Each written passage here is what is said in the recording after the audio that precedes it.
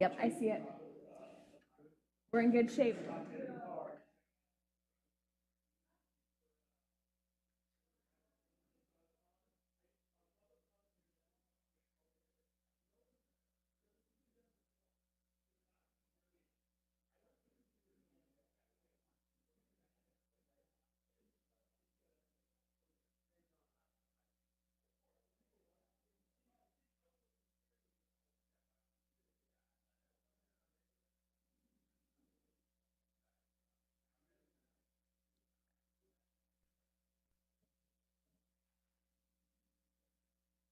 Hey, Rachel, I was just making sure you could hear me. I can hear you. Can you hear me? Yeah, I can hear you and see you, so that's perfect. Okay, I'm gonna put off the mic and the video until stuff starts. Do you want me to show my video as the meeting's going on, or just turn it on when I need to speak? Only when you need to speak. I'll announce you for the roll call, and if you want to say something, you can just do your hand raising, and then I'll let the Okay, mayor know sounds that good. you're ready. So other than that, you don't have to. Okay, Thank talk to you later. Bye. Appreciate you, Carrie. Yeah, you bet. Appreciate you.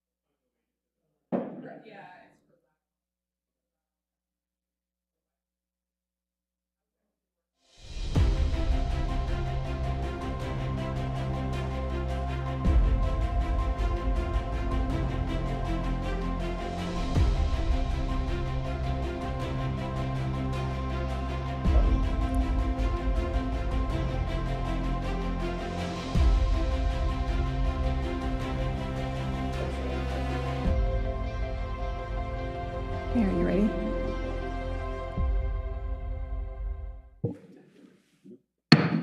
Good afternoon, everyone. This Tuesday, February 20th, 2024 meeting of the Lake Oswego Redevelopment Agency is now called to order. Ms. Linder, will you please call the roll? Mayor Buck, Here. Councilors Mboot, Here. Raff, Here. Corrigan is joining via Zoom, Afghan, Here. Wendland, Here. and Councilor Burdick is joining via Zoom. Wonderful. Thanks, Ms. Linder. Now, everyone, will you please stand, remove your hats, and join us in the pledge?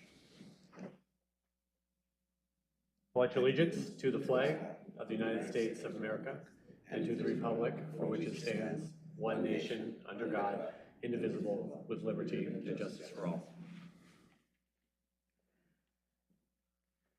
Thank you. Our first item of board business today is a look at our urban renewal plans and Foothills area update. Invite Mr. Sin and Ms. Howard.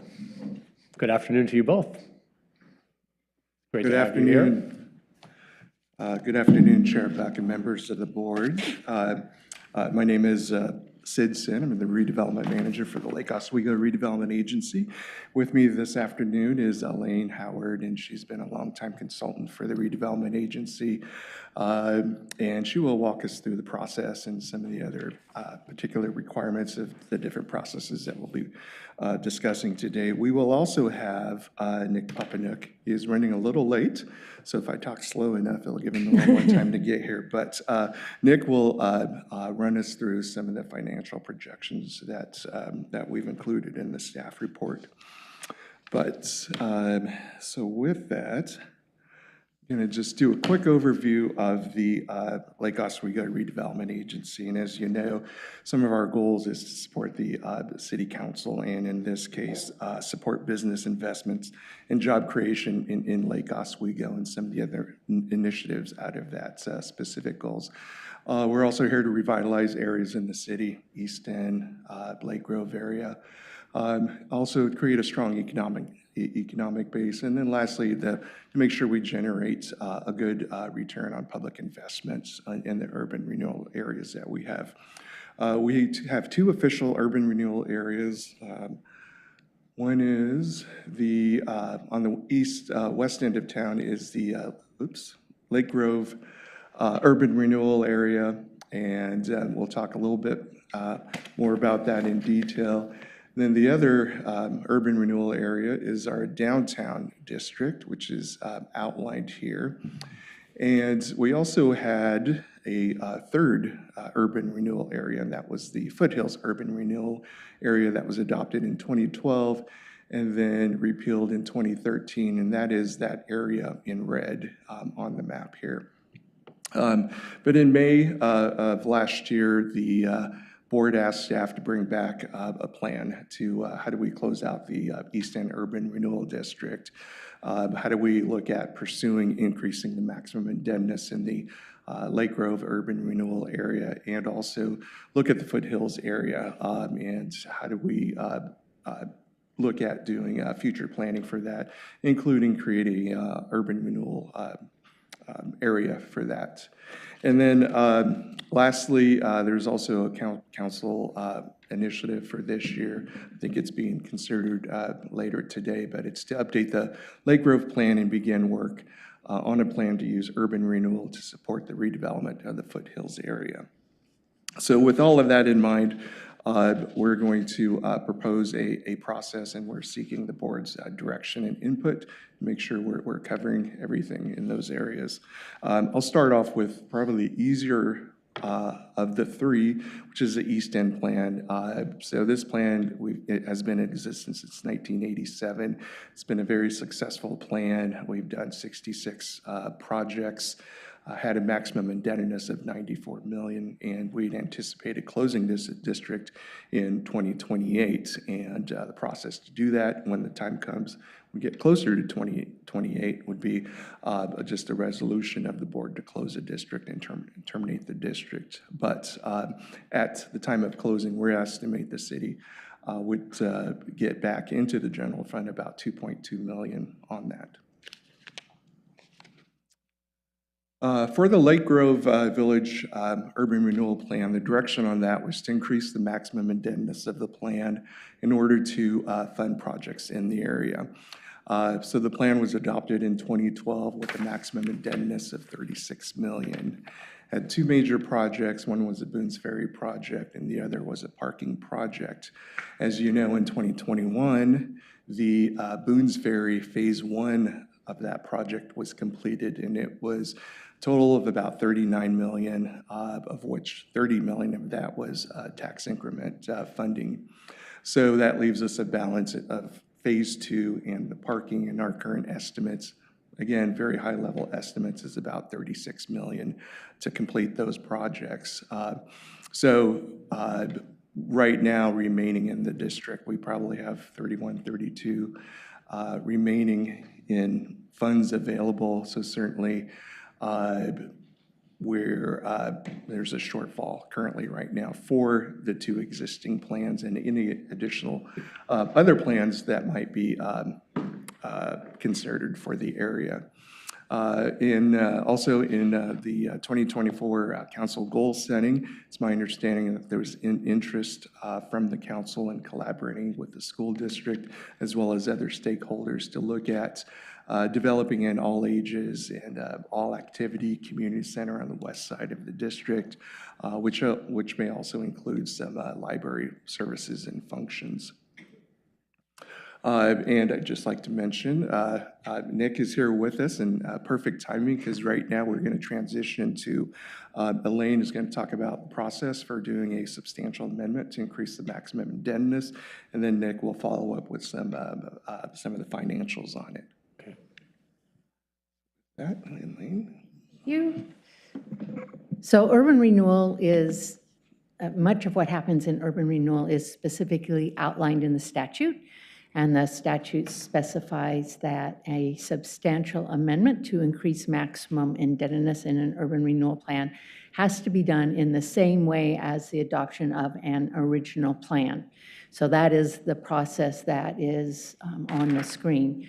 You are required to have public input, and that public input can be of your designation. It doesn't say what you have to do for public input, but that you do allow for the public to provide input in any step of the way.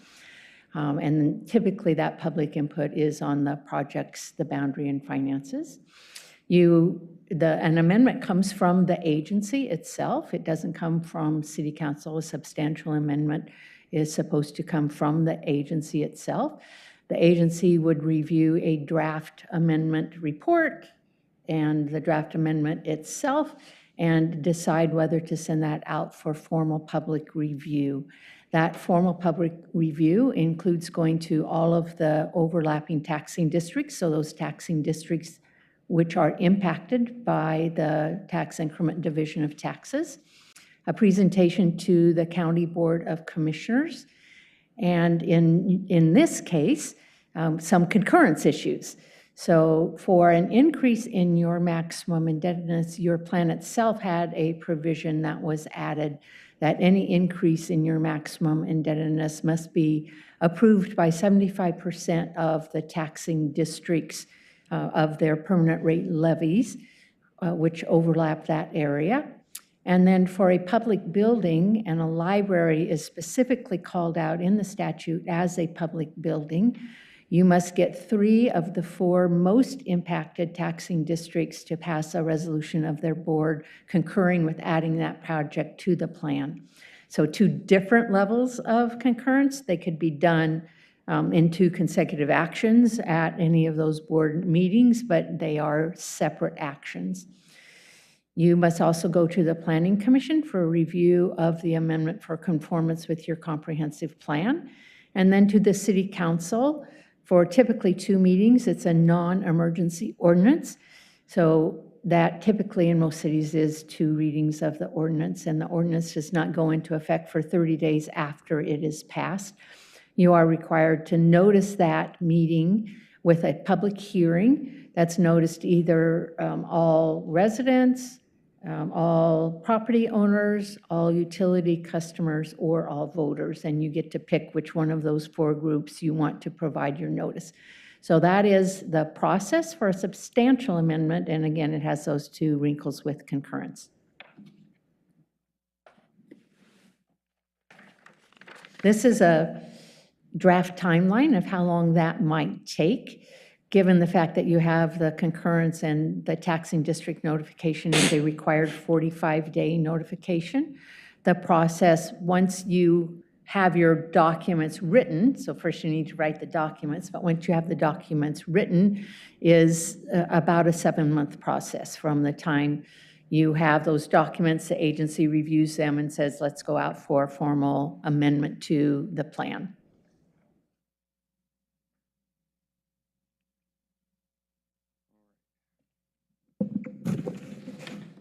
Thank you, Elaine, and sorry for my late attendance here. There's a fine line between what constitutes a public finance emergency, but one of our clients had us squeeze in an extra meeting before this one. The chart here just illustrates how all this urban renewal financing actually works. So this is showing a hypothetical example of the growth in tax revenue for an urban renewal area over time. The revenue in blue is the revenue that would go to the overlapping taxing districts. The revenue in the gold color would go to the urban renewal area. And you can see when the district is first formed on the left, all of the revenue is going to the overlapping taxing districts. That's the frozen base value that's established when the district is first formed. But that frozen base stays constant over time, and those taxing districts continue to only collect that same amount of revenue. Any growth in value that happens in the area over time is increment, and that increment is what goes to the urban renewal area. That increment revenue starts off quite low, but grows exponentially, so in the later years, it's quite significant. And when you start, today when we look at 2 examples of urban renewal, one, a potential new district in Foothills, you'd see this where it starts off relatively small and has to have that revenue grow over time. And the other example of amending the existing Lake Grove plan, well, that's a mature district that's already collecting a significant amount of revenue. So they're kind of on opposite ends of this chart here. One thing to keep in mind is that urban renewal areas are most effective when you're able to use the investments to shift the trajectory of the tax revenue growth in the area. And so that's indicated by those 2 different dotted lines on the chart. The lower one being what would have happened in this hypothetical example. Oh, do we have a laser pointer here? Oh, perfect. It's the top button right there. Yeah, so the lower line here indicating what might have happened without any intervention. Slow growth. There is this revenue that these jurisdictions would be giving up under that scenario, the amount that they're foregoing. But all this other revenue above that the urban renewal area is getting, let's say that revenue never would have existed without the investments that the urban renewal area is making. So those taxing districts are foregoing this amount of revenue, but it wouldn't have existed without this intervention. And then when the area closes down, now all of this revenue above that lower dotted line is additional revenue that was only created by these investments that you made in the area. And so that really is one way to have a successful urban renewal area, is to try and shift this line up as much as you can so that once this closes down, all those overlapping taxing districts do get to enjoy the benefit of that increased tax base. A few other key points on urban renewal finance. One, the state constitution actually limits the use of these funds to only be able to pay for debt service. All of the tax increment financing is used to pay back debt, though the definition of debt can be a little bit flexible these days. Along with that, you can only use it to fund capital projects or the planning and administration of those capital projects. So you could use it to build a new road, but you can't use it to pay for street sweeping on that road. The plan is limited, every plan is limited by a maximum indebtedness amount. That's the total amount of debt that you can incur over the life of the plan. And since you can only spend the revenue on debt, it's essentially a total spending limit on the plan. And though it can be amended, as Elaine talked about the process for doing so and getting that approval from the overlapping taxing districts to do so. Long-term, there's a concept of revenue sharing, and all urban renewal plans can voluntarily choose to share some of their revenue with the overlapping taxing districts, but you reach certain thresholds of financial performance where the state statutes require you to start sharing a portion of your tax revenue. Those thresholds are set at a level where for most plans, you never hit them, but for plans that have been around for a long time, and then you increase the maximum indebtedness to keep them going longer, those are the sorts of plans where you do hit this maximum, this revenue sharing requirement. And so we're certainly going to see that in the forecast that we have for Lake Grove. And speaking of the forecast, this is showing the projected revenues and the projected expenditures for the Lake Grove plan if it were amended to fund additional projects in the areas. Well, yeah, top one here. Okay.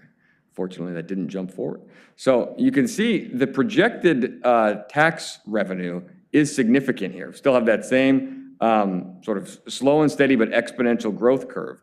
However, we're anticipating that in the next few years, this area will hit the first threshold for revenue sharing. That's the difference between the dark blue color and the light blue color. All this light blue revenue is revenue that would be shared with the other taxing districts, and this dark blue is the revenue that would be retained by the urban renewal area. So although there's strong growth in value here potentially in the future, much of that is going to benefit the overlapping taxing districts. The growth in revenue for the urban renewal area itself is going to be much more humble until it reaches a point around 2046 where it actually reaches a cap, and the revenues can't increase beyond that point in time. That's around $4.3 to $4.4 million. That's a hard limit on the amount of revenue that this area will be able to collect each year.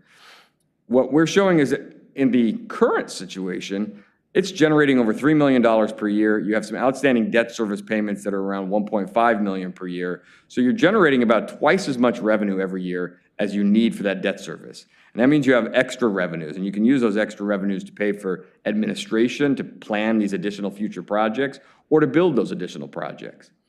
Looking at the size of the potential investments you'd be looking to make in this area in the next few years, we said an example debt service here of what if you borrowed as much money as possible to help pay for these projects in around the year 2027, with then new debt service payments that would begin in the year 2028. And so that's what the, let's see here. That's what the new orange bar on this chart is showing, would be those new debt service payments to be able to fund additional round of projects in this upcoming year. And with that new debt service, coupled with the existing debt service that's scheduled to last until 2045, it really would use up all of the projected financial capacity in this district from now until the year 2052. So a lot of the times in a new urban renewal area, you can borrow money, let your revenues grow, and then do more projects and borrow again. In this dynamic where you're about to hit revenue sharing, you really have one more bite at the apple. You can do one more large borrowing in the next few years to be able to fund these additional projects, assuming that you have the increased maximum indebtedness to do so. But that's really going to tie up all your financial capacity in those future years. And this district would just exist to collect the tax revenues and make those debt service payments on an annual basis.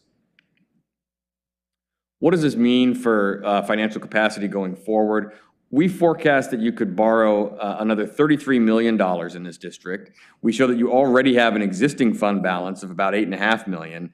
And in the coming years before this new debt would come into place, there'd be surplus TIF, again, the revenue above and beyond what's needed for your current debt service, of about $9.3 million.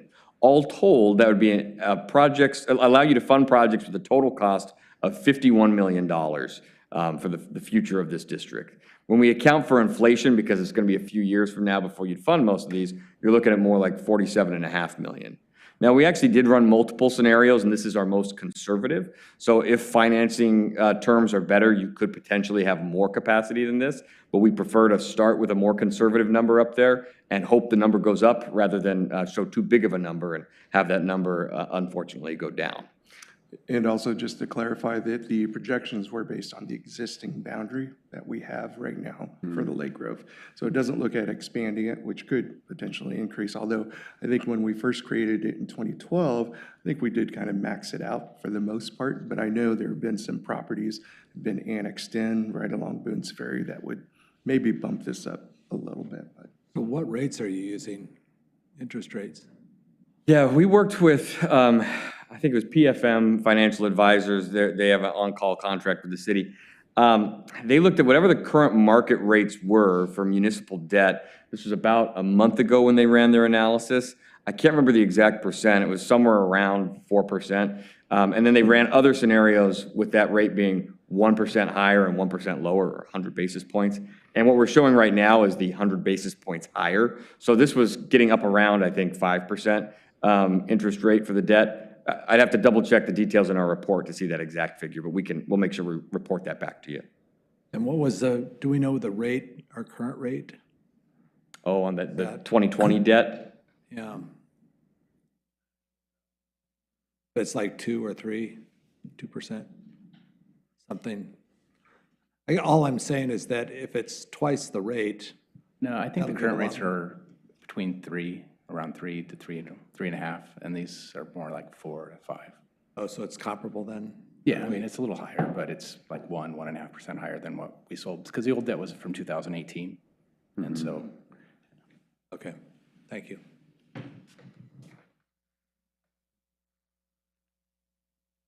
So we talked about the $51 million of additional spending for projects.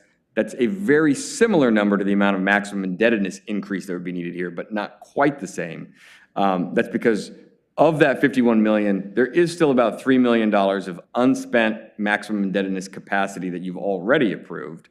And then there's a couple $1 million of program income that you already have in the bank. So that's any source of funding other than tax increment financing, whether that's the sale, proceeds from the sale of property that you acquired and then later resold. Sometimes you have rental payments from land that you own and rent out to other individuals or entities. And so any of that program income can be spent without counting against the maximum indebtedness.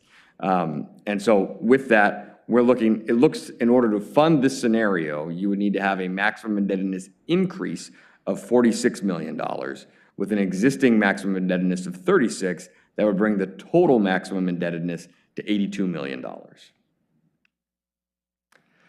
All of this works through that tax increment financing. The tax revenues from tax increment financing are not an increased tax to the taxpayers. Nobody's tax bill goes up because of this, but there is no free lunch. The money has to come from somewhere. And so it comes from those overlapping taxing districts that are foregoing their tax revenues during this period of time. So this is showing the cumulative amount of foregone revenue from this year forward for each of the impacted taxing districts. And you can see that the estimated total amount of foregone revenue would be $134 million. That's how much would be needed to pay off all the debt over that 30-year period of time. Some of the most notable taxing districts listed here are the city itself on that top row, $50 million, so that would be out of the general funds, foregone revenue. Clackamas County at $24 million. And then when you get down to the bottom on the education districts, you see $45 million for the school district. It's important to note that that is only permanent rate levies we're talking about here, no general obligation bonds or local option levies. And due to Oregon's state school funding formulas, changes at local tax revenues for schools don't affect the actual funding in the classroom for those schools. If anything happens that makes the tax rates or tax revenues go up in the Lake Oswego School District, the state gives them less money. If anything happens that makes their revenues go down, the state gives them more money to make sure that every school district across the state receives the same amount of funding per student. So there are impacts to the amount of local revenue they collect, but that's not necessarily a direct impact on any actual school funding here. And are these the but-for revenues foregone, but for urban renewal revenues foregone or? Some of these, and so you have to try to unpack how much growth in property values would have occurred in this area with and without the investments that you're planning to make here. That can be a challenging effort to try to do and look into your crystal ball and say how much of this happened because of the efforts that we made on Boone's Ferry Road. Just anecdotally, that was a beautiful road project, and you saw a ton of new construction happen along it. And so it seems very clear that a lot of that new investment did happen, at least partially as a result of the investments that you made there. This is the higher number, if you will. This is Right, yeah, this is the total going back amount to of your chart. revenue, yep. Right, okay. So just to make clear on the school district, while they would not necessarily lose any money by giving this money up, they still do in the macro, because the state of Oregon would be missing the $45 million out of the total budget. Yeah, and that is an argument that is made. The state legislature every year, when they set the amount of school funding out there and they set what that per pupil amount is, they don't specifically get together and say, well, we looked at all the urban renewal areas across the state and we saw that they were taking this amount of funding out of the school system, so we're going to reduce our per student funding by an equal amount. There is not like a direct connection there, but one could say that if you look at all the different property tax abatement programs and urban renewal programs that collectively whittle away local school revenues, if those dollars weren't being whittled away, in theory, the legislature could be funding our schools more. Right. And I add to that by saying that the legislature has other funds besides permanent rate property tax funds, and they are able to access more of those funds to make up for the urban renewal funds. So they are able to do that on every 2 years when they establish that budget. So we talk about it as being backfilled. So if they don't have enough funding when they establish their per pupil rates, they look to other funding sources and grab some of that money and put it into the state school fund. Right, but in the aggregate, you're still talking about tax money as 100%. Yes, they grab it from different places, but in the aggregate, it's still less money. Not saying that that's a problem, but I'm just saying that we need to be transparent that it's not 100% accurate. No, that's right. But part of the theory is if you do a good job with urban renewal, you do job creation, and that increases state income tax. So I'm not arguing there. I'm just 100% in yeah. it, but there's constituents within the community that say urban renewal districts cost, there's a fiction or fact, the rumor is true in their minds. So, and you can talk the specifics, but at the end of the day, it's a very good program, and it doesn't hurt our school districts, basically, so it's a good thing. Right, we like to make sure that we show all the foregone revenues, so we're completely transparent with just that asterisk and that caveat that there's not a direct connection between local school taxes and the actual amount of spending in the classroom that's going on here. But we don't say there's no impact, but no direct impact between these foregone revenues for the local school districts. So conclusions when it comes to the financial piece of the Lake Grove Village Center proposed amendment. The impending revenue sharing will limit the growth in annual TIF revenues going forward. There's not going to be a lot of growth in revenue for this tax increment area. New debt that could be supported by the remaining cash flow is estimated to be around $33 million. Again, that's our most conservative estimate at this time.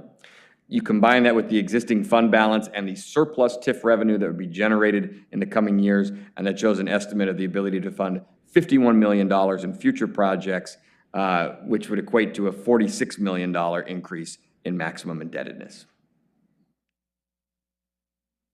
All right, I'm sorry, real quick, before we leave Lake Grove, what are you talked to us a little bit about the factors that are tipping us into that revenue sharing scenario? Yeah, so revenue sharing is based on your annual revenue collections as a percentage of your original maximum indebtedness. And so your original maximum indebtedness is $36 million. Once you start to receive 10% of that per year, $3.6 million, you then have to start sharing a percentage-based amount of the growth above that level. And you're at a little over 3 million in revenues right now, 3.2 million maybe. So it doesn't take a whole lot more growth for you to get from where you are today to get to that $3.6 million threshold. And then once you hit 12.5% of that total maximum indebtedness on an annual basis, so that gets you right around 4.5 million, then that's a hard cap, and you can't collect more than that per year. There's some unclear language in statute as to whether that's supposed to be 4.5 million that the assessor imposes or 4.5 million that you actually receive. And that's a subtle distinction, but it's a difference of maybe a couple $100,000 per year when you think about the discounts on people's tax bills for paying on time. So before you get to that point, your attorney will want to weigh in and have a conversation with the assessor about this. But anyway, somewhere in the 4.3 to $4.5 million range. I see, okay. And have we hit this for the East End urban renewal area? You haven't, because again, most urban renewal areas only hit it if they wind up having their maximum indebtedness increased by a significant amount and stick around for a lot longer than they were originally planned to do so. This district right now, if you weren't doing this amendment, you'd be very close to hitting your maximum indebtedness and closing things down, and this really wouldn't be an issue for you. And I think revenue sharing came online in 2010, 2012. 2012. So- So it was after. So it's not applicable to the It was East End? after. Oh, I see. Yeah, I just wanted to ask for the amendment, because we have all these districts that are impacted, who will forego, whether it's real money that they will forego. If one of them refuses, is it gonna happen, or is there in the? In your case, on this district, and this district's special, this isn't the same for all districts, but you have to get to 75% concurrence. So you may only increase it by this amount if you get 75% of your taxing districts to agree. You can get to that combination of 75% through, I put together 3 different scenarios, and I don't know if you put that in the staff report or not, but there are 3 different scenarios to do that. You can get the county, the city, and the school district. That's scenario 1. You can get the city, the Lake Grove Park, Port of Portland, Metro, Education Service District, Portland Community College, and the school district. That's number 2, so you don't have to have the county. And number 3 would be just a different combination of those other districts, not the county.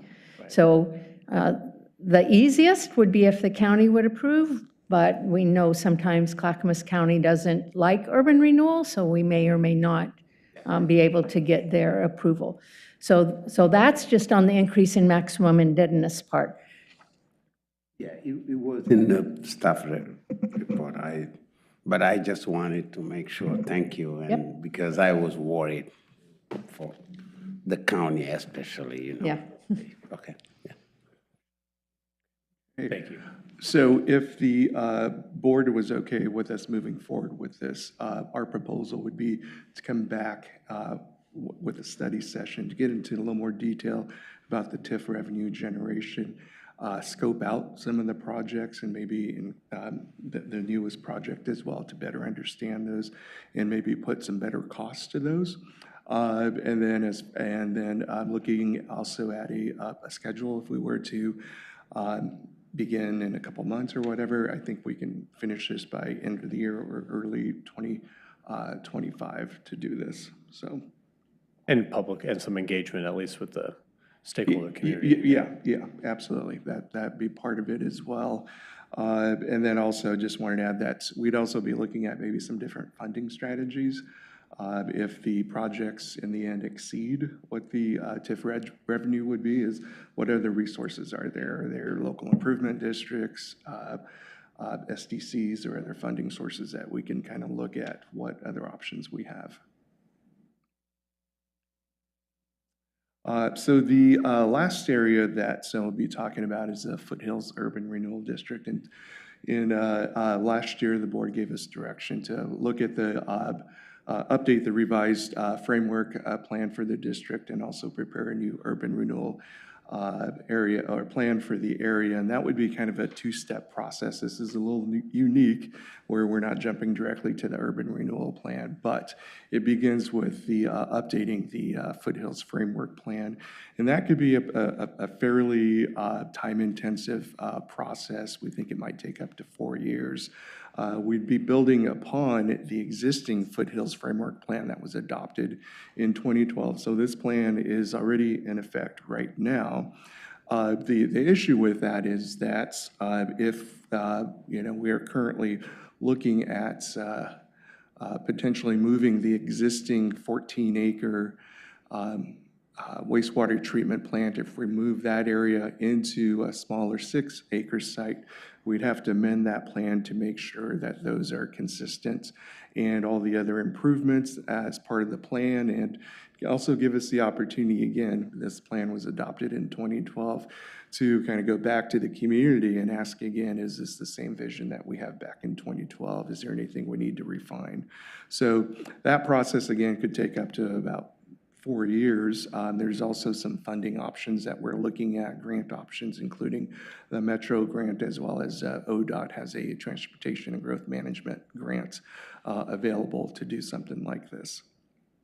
The next step on that would, after the adoption of that, of the revised or an updated framework plan, would be the adoption of the Foothills Urban Renewal District. I'm going to turn it over to Elaine to talk a little bit about that. So again, this is the same process as the substantial amendment, except on this, you don't have to get concurrence from anyone. The city council can adopt this on their own as long as you don't put a public building project into the plan. If you do that, that specific project has to be approved, but not the rest of the plan. You could still adopt the rest of the plan on your own. And for the sake of time, because I know we have a lot to cover, it just goes through the exact same process that I detailed on the other slide for the substantial amendment. So agency, taxing districts, planning commission, city council. This is a potential timeline for that. On this, it will take a little longer to prepare the documents because we're starting from scratch again instead of just doing an amendment. So that's why the time process is a little longer. You will have done all of your, or most of your public input in your whole Foothills Framework Plan revisions, and part of that will be with the anticipation that you'll have a renewal. So I would suspect you would be talking about that as a funding source at the time you're doing that framework plan revision. So it's a fairly clean process once you get that framework plan updated to go through the different steps. You do have to go to the county and make a presentation, but they do not have to approve for any reason. Thank you, Elaine. So this is the revenue projection that we have for the Foothills area. I will start by saying that we looked at 3 different boundary options and 3 different potential growth rates for how much new construction value could happen here. So there is much more uncertainty in this area about exactly what this cash flow would look like. Depending on how large you draw the boundary and how much new construction activity happens here, and what density you wind up allowing in the framework plan, you could have a very substantial amount of growth here long term. So this is something where there's a lot of potential, but a lot of uncertainty. And in this particular example that we're showing here, which was our most conservative case, again, you start off with virtually $0 per year. The frozen base would be generating a little over $2 million of taxes for the overlapping taxing districts. And that annual amount of tax revenue over the course of 25 years is shown here increasing to nearly $12 million per year. So very strong potential for growth in this area.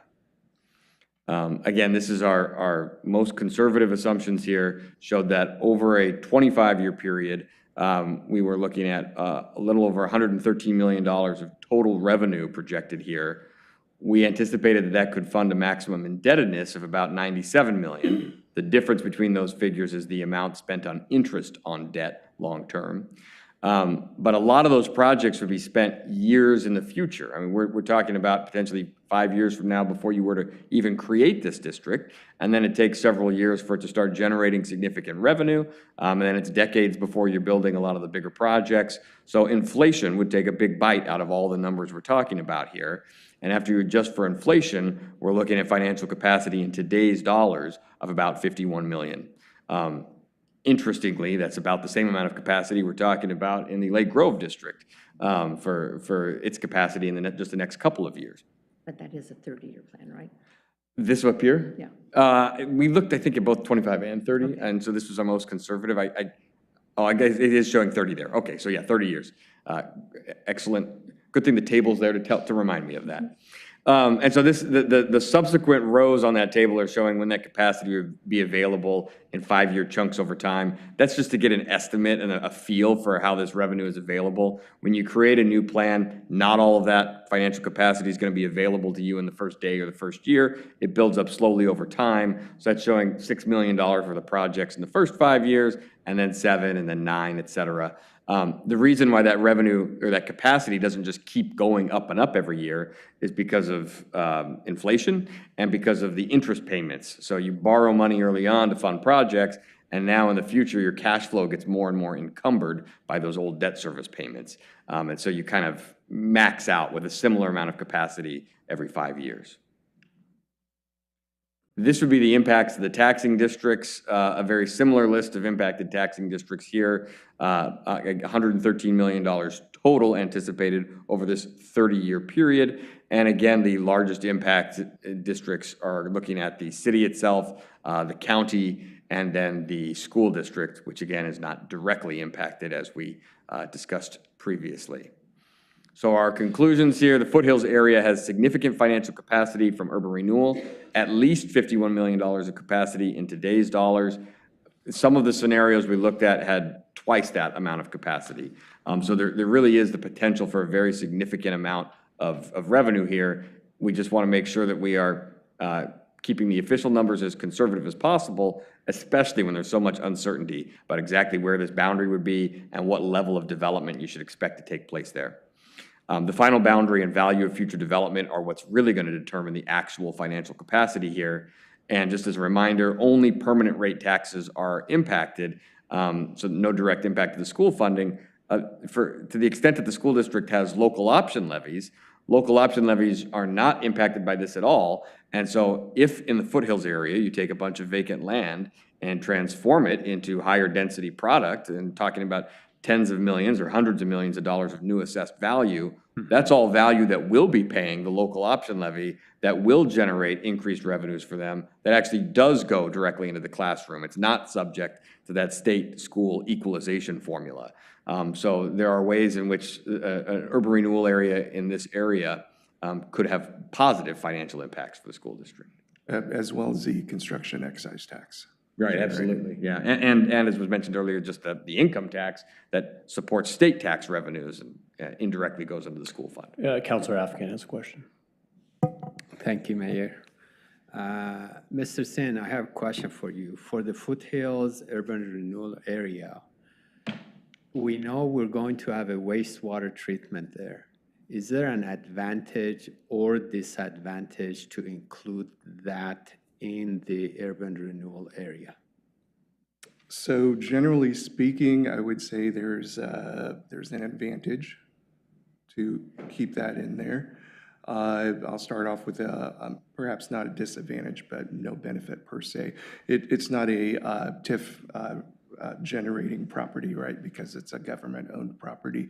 But as far as if the board decided or wanted to look at expanding the district in the future, it adds to the ability to expand it, because right now there's a 20% cap on how much more you can expand the district in the future. So by having the 6 acres, you can go another, 1.2 acres in expansion for that. Thank you, Mr. Mayor. Thank you, Councilor Afghan. Councilor Windley. So from a conservative standpoint, you didn't include like the apartments that are currently there. Is that correct? These And right yeah, here? that whole area. And is there a reason why we wouldn't? I mean, that's going to be a significant increase in their values as time, if that gets developed correctly, and that could be a huge increase, why would they not be part of that sharing of?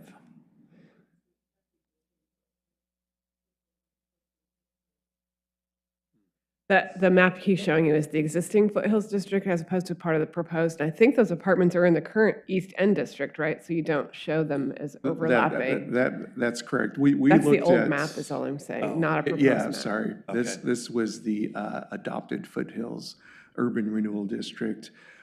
We did run 3 different scenarios where we did include the Oswego Point Apartments. We also had some other scenarios that expanded the district a little bit into the East End. And I think that was, because at one point, I think some council or board members asked, well, what about projects that weren't completed in that district? Could those be included in here? So we did look at that.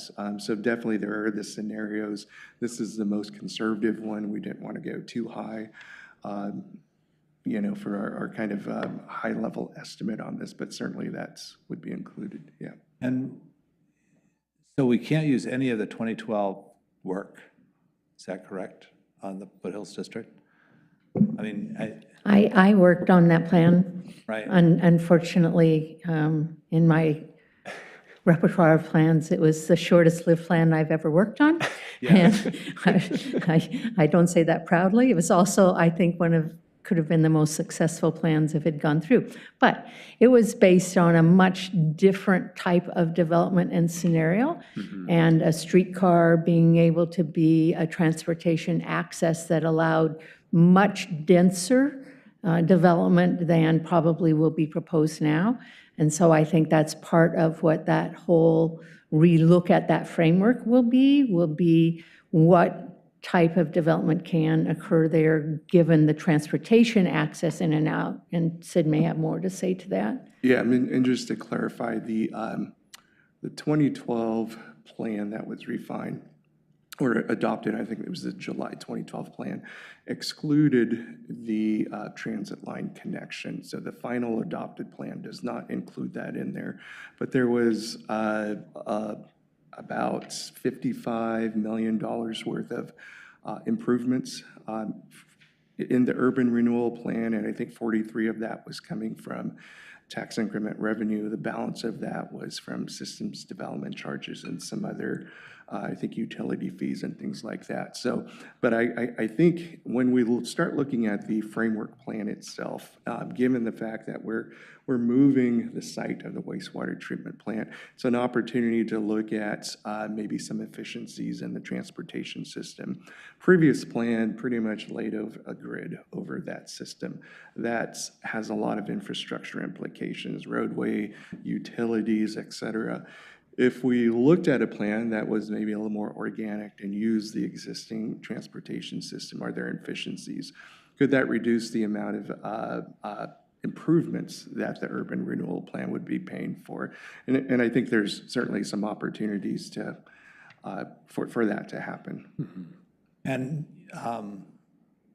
the larger framework, you don't see this as a, I mean, a 4-year process, it takes that long to get through? It's, yeah, let me expand on that. So depending on the grant process itself, if you go through the TGM grant process, the ODOT TGM grant process, in discussions with them, negotiating just the scope of work could be up to a year, and that's why we're very conservative on that. I mean, there's some back and forth negotiation on the scope, the cost, and things like that. If we go with the Metro process, they have a much more streamlined process, which could be, 5-6 months, definitely much less than that. The planning itself, I imagine, would take about 18 months to complete. From the beginning, we have a lot of information. We've done plans for this area before. In fact, 2004, we did a TGM grant for this area. 2012. We have a lot of information on that. So that 4-year estimate was kind of just trying to take everything under consideration, that they're, you know, from start to finish, submittal to adoption of this plan. Right. I have concerns about that.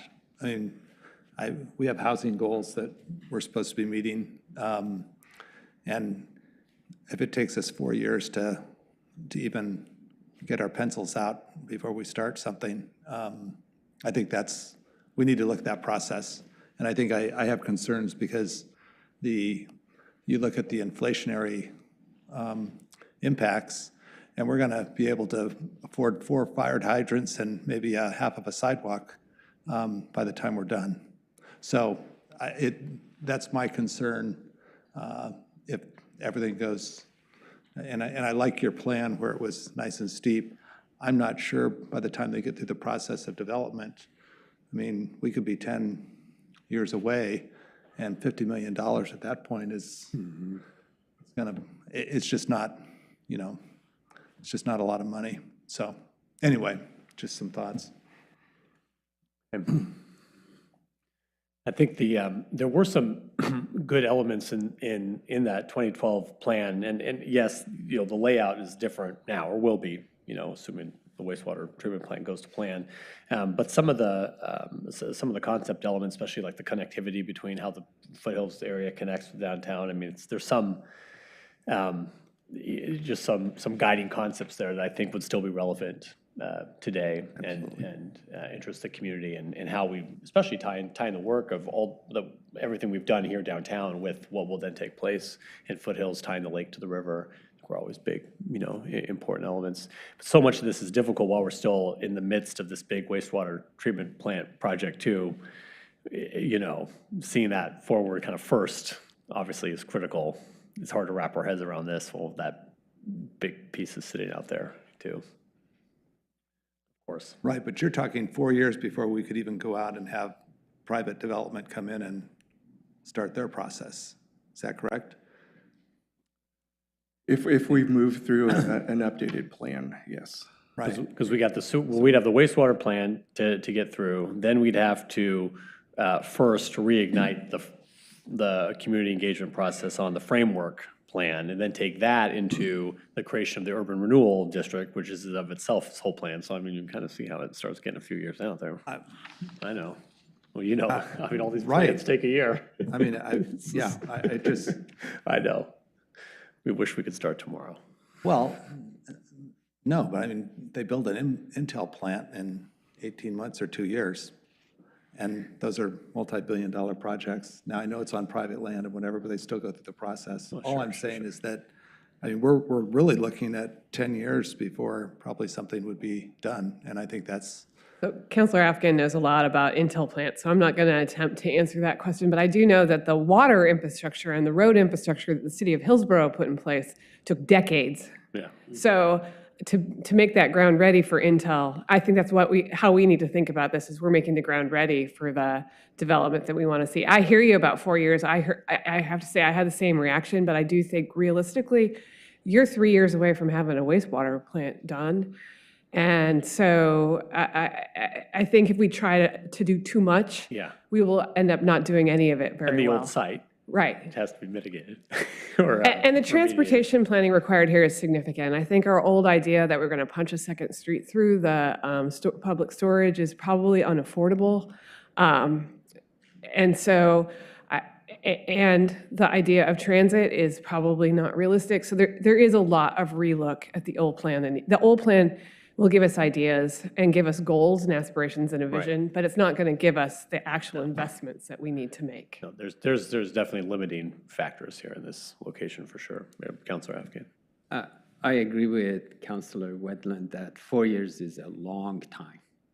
Having said that, I think, City Manager, we need to have an integrated plan, because depending on when we can pull the trigger on this, it may end up being a 4-year mark, but it will be a duration, shorter duration. So until we see an integrated plan, I think we need to just wait to see that. Mm-hmm. Okay. Right? Yeah. Okay.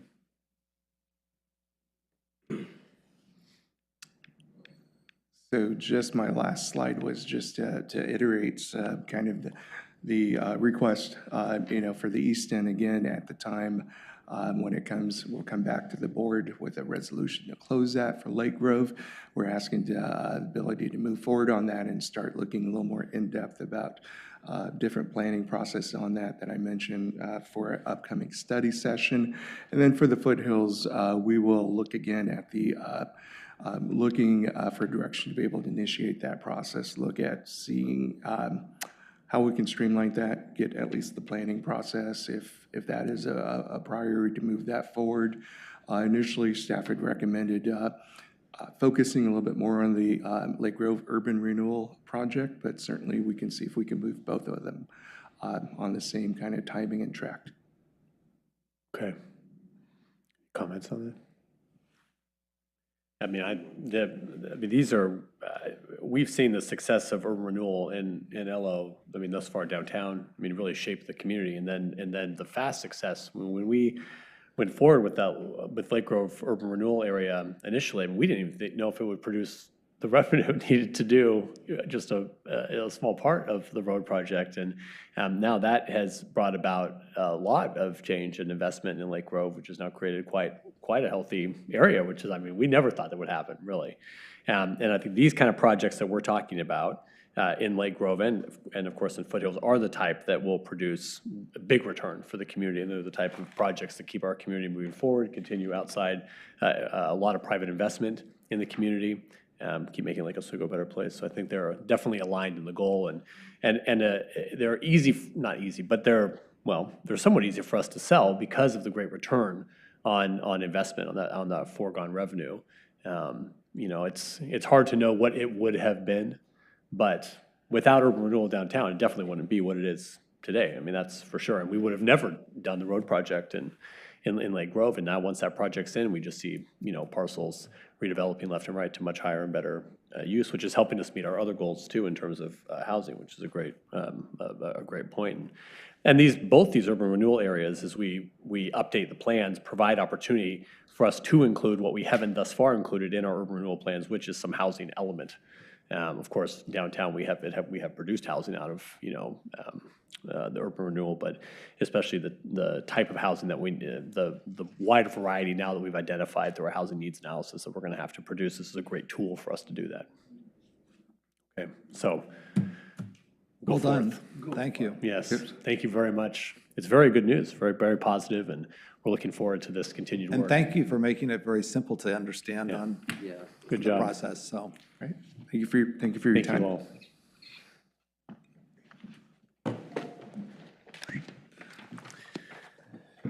So now we just have some approval of LORA meeting minutes from November 7th and November 21st of 2023. Is there a motion to approve the LORA meeting minutes as written?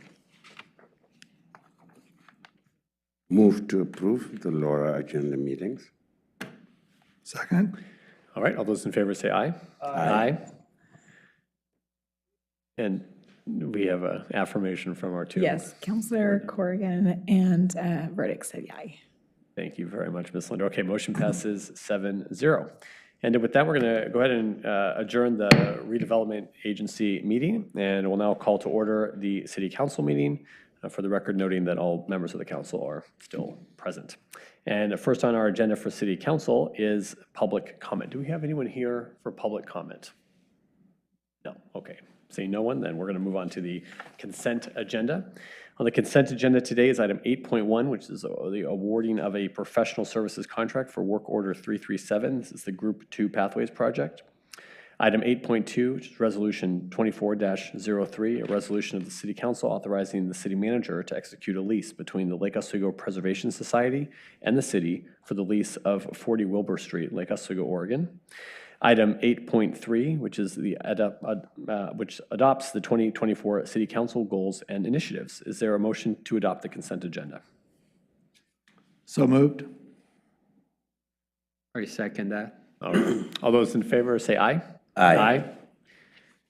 Ayes, any opposed? No, okay. Motion passes 7-0.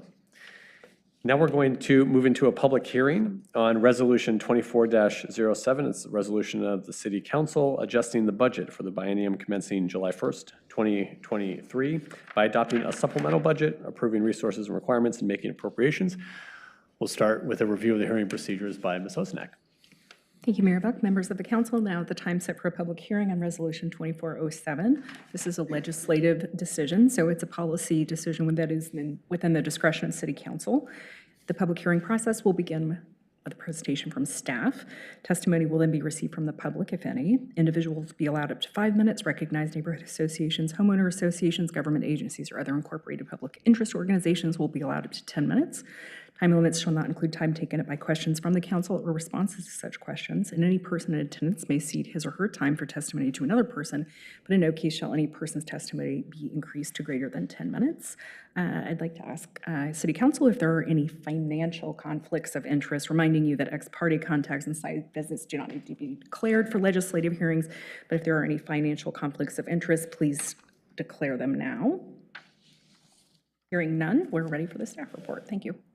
Director Cross, good afternoon. Good evening, Mayor, Council. I'm Sean Cross, the Finance Director. This is one that a budget supplement we do quite often at the beginning of a budget cycle. So this is basically when we estimated where capital projects would be complete in the last budget cycle. And then if they don't get there, we then have to roll the authorization forward. So the fund balance, we never spent the funds, so that moved to the fund balance, so there's more funds, but we have to have the authorization to actually spend the money on the projects that we're currently working on. So that's primarily what this one does. It also has a little bit of scope change as they got into the Gene Road project. So it's moving some money out of contingency up into the project for the SDC fund for streets. And the last one is with the AMI project going actually faster and going better than anticipated, putting meters in the ground. We are moving through the residential and we're actually to the commercial meters now. And so this is authorizing us to move money out of contingency up into the water fund to actually purchase and install the commercial meters. Great, okay. Any questions for Director Cross? Okay, with that, we're going to open the public hearing. I'll ask if there's anyone here who would like to testify. All right, seeing no one, I'm going to close the public hearing and we'll entertain a motion on Resolution 24-07.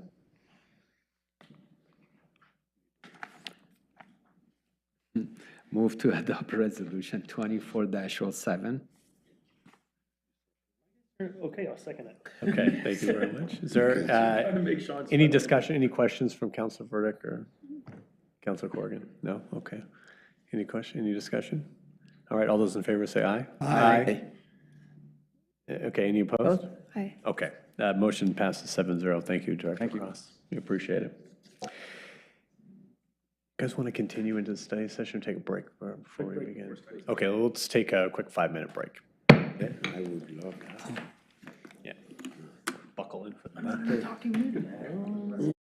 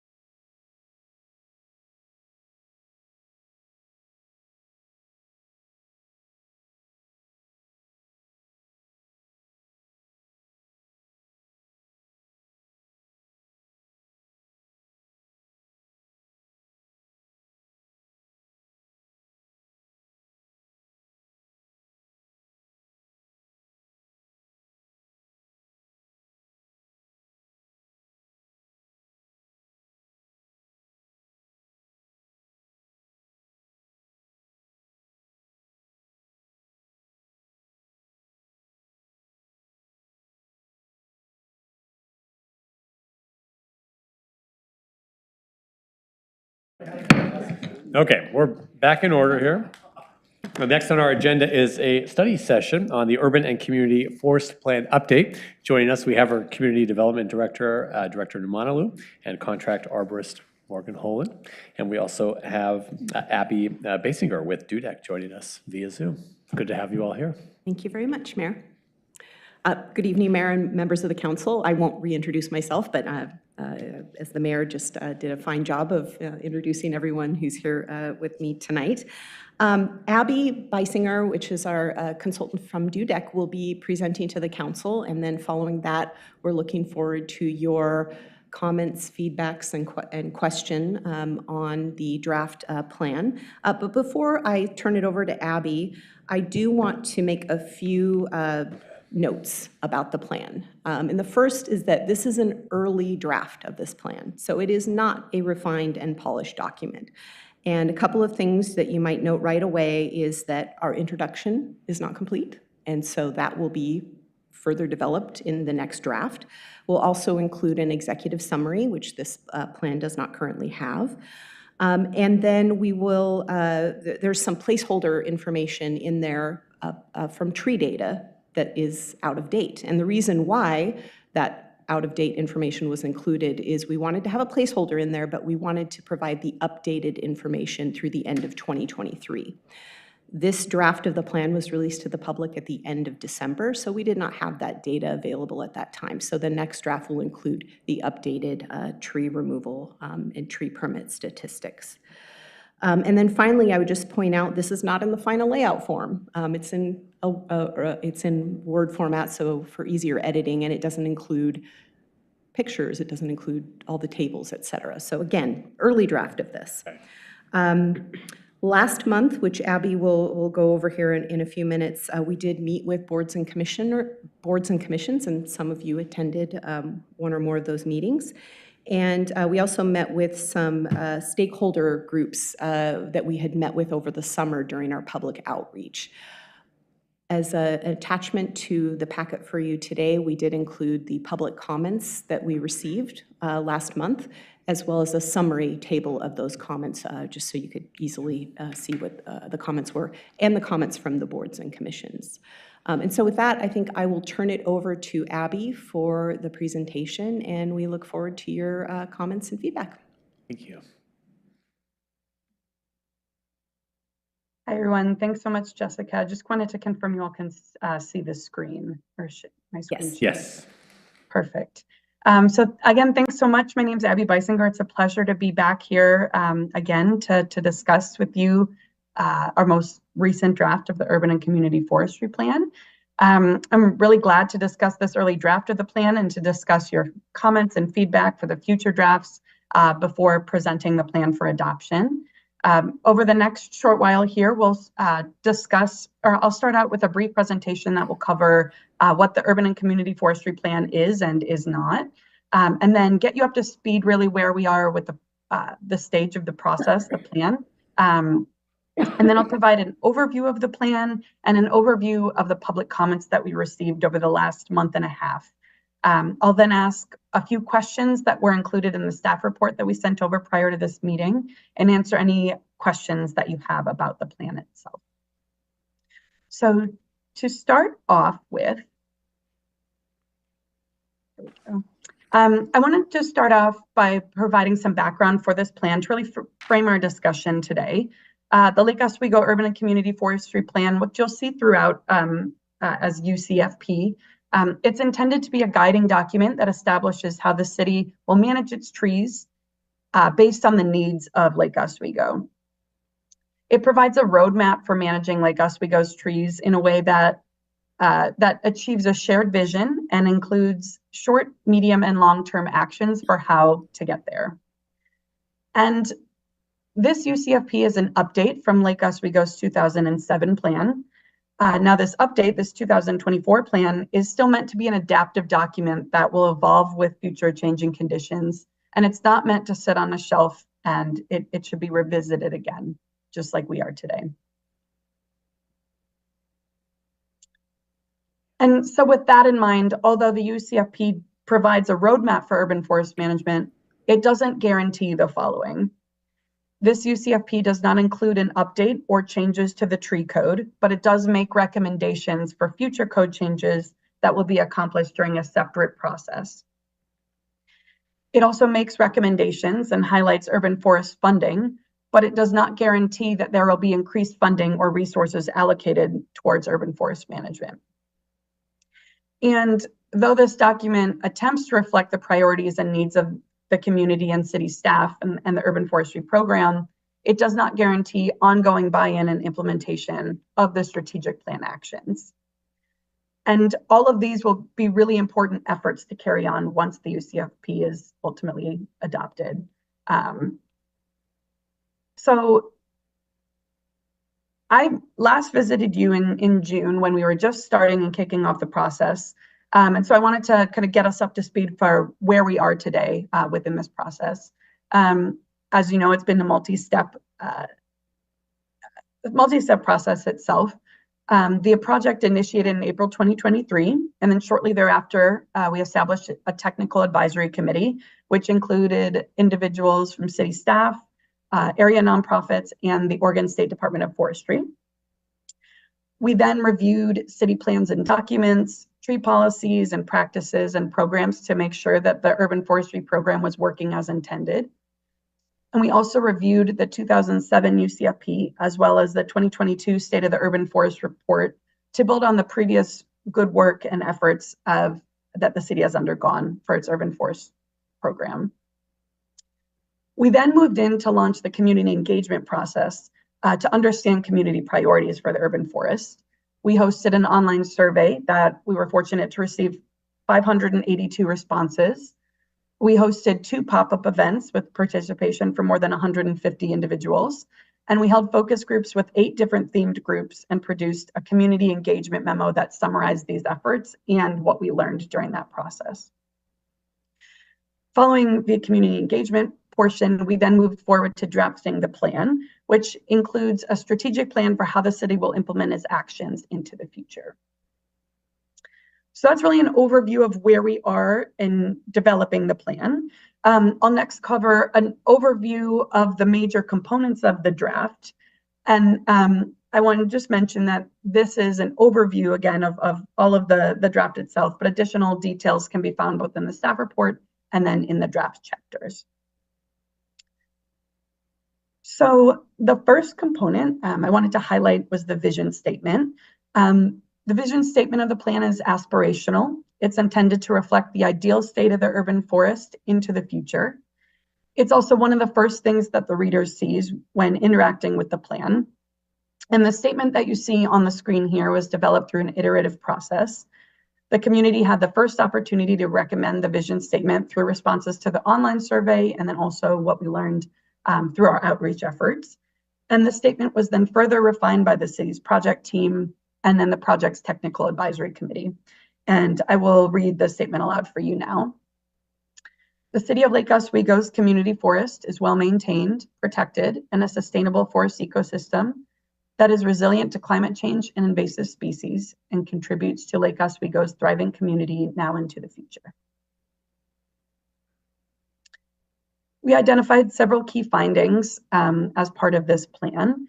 And the key findings resulted from overarching themes or repeated trends that were observed and identified throughout the UCFP process.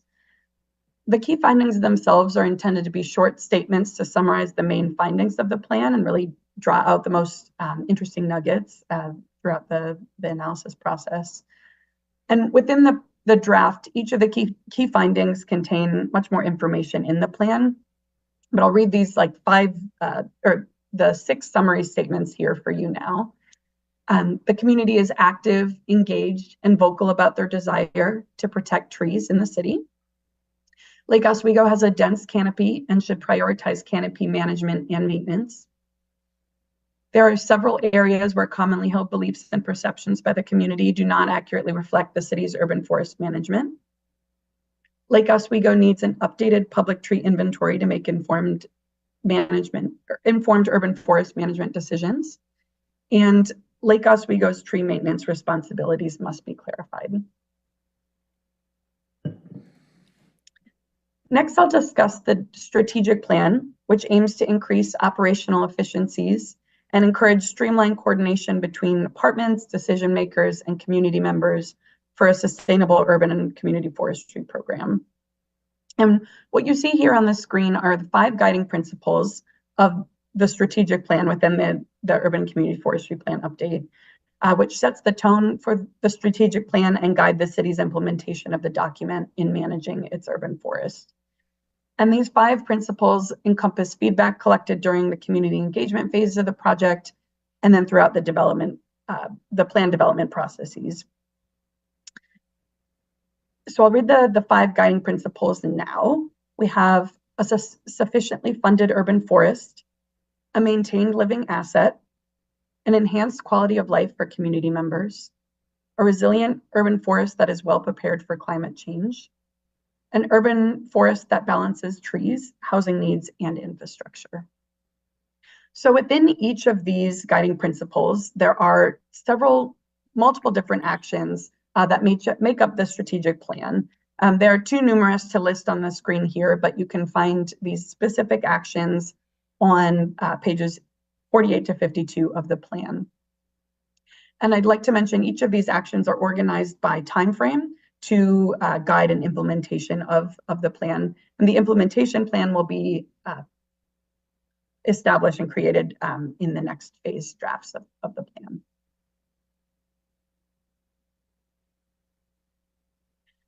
The UCFP also includes recommended updates to the tree code, which were created based on comprehensive technical review of the city code, of the tree code itself, discussions with city staff, meetings with the technical advisory committee, and then also through community engagement efforts. And I want to state again that no tree code updates will result as part of this plan, and that will actually be accomplished through a different process. These 6 recommendations represent a summary of our comments from DUDEC, and many more details can be found in the staff report, the plan, and also the municipal code redline appendix. And I'll read the tree code recommendations as well. So the first, to expand the mitigation tree list to include suitable non-native tree alternatives and statute requirements. Update the code standards for type 2 tree permits to be clear and objective to ensure compliance with Oregon revised statutes for needed housing. Add a time frame requirement for tree risk assessment to indicate the time frame of likelihood for hazard potential. Consider developing minimum canopy retention requirements on individual lots. Increase tree removal mitigation requirements for the largest stature trees suitable for the site, especially in riparian areas. And consider revision to the minor forest management permit and/or an amendment to the large forested tract definition. So that was our broad overview of the current draft of the Urban and Community Forestry Plan. And I'll next cover an overview of the public comments that we received during our boards and commission meetings and focus group discussions, as well as the written comment that we received during the plan's public review process. So this draft of the plan was released on December 28th and posted on the city's website and shared in various avenues to allow for ample review time. We held joint sessions with the Planning Commission and Development Review Commission, Parks, Recreation, and Natural Resources Advisory Board, as well as the Sustainability Advisory Board, and a meeting with representatives from the focus groups to hear the public comment.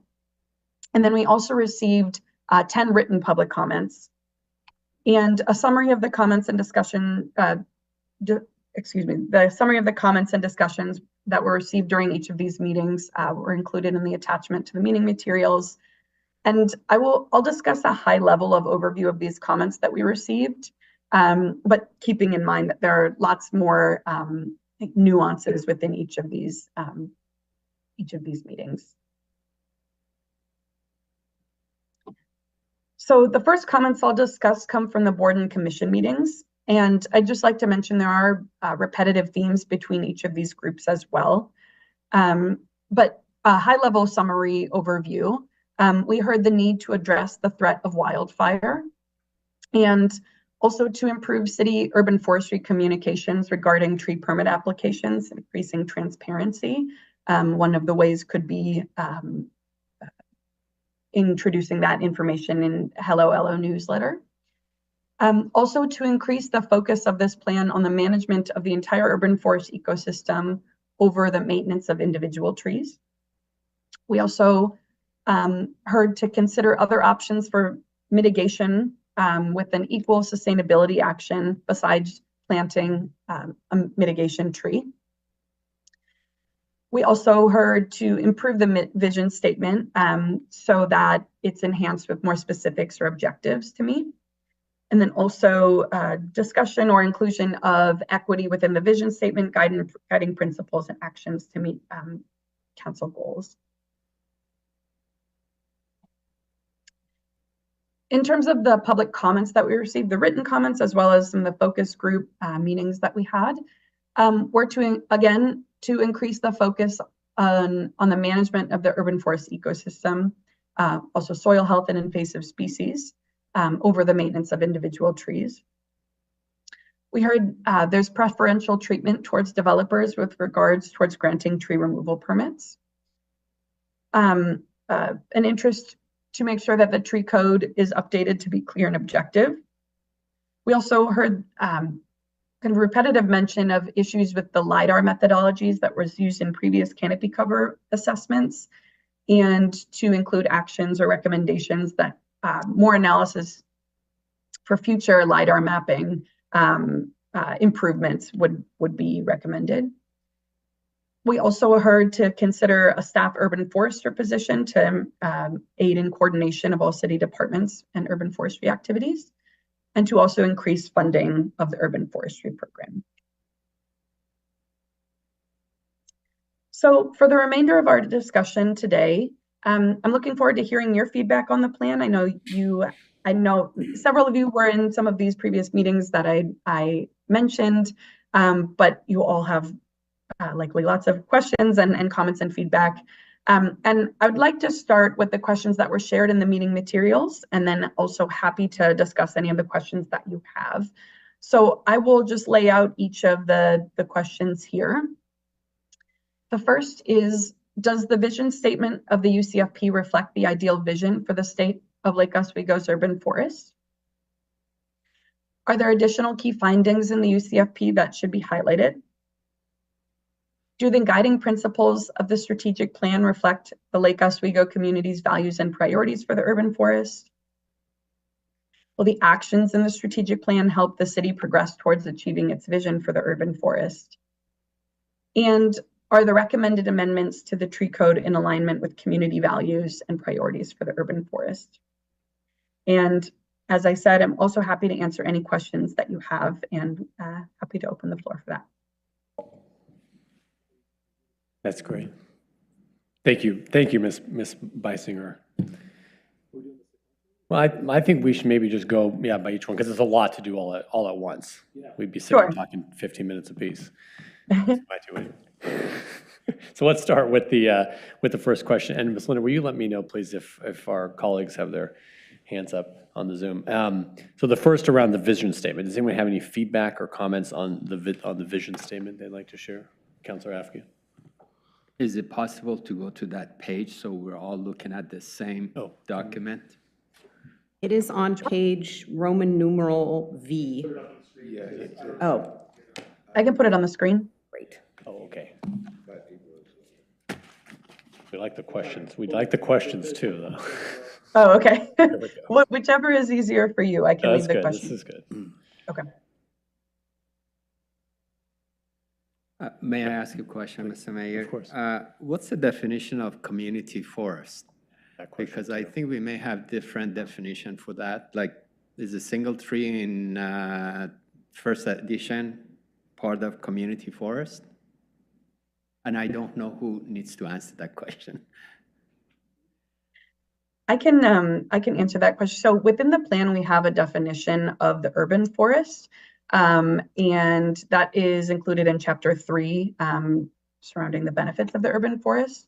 And so I think a community forest often is intended to represent all of the trees within the urban ecosystem that, not only the trees, but the ecosystem itself.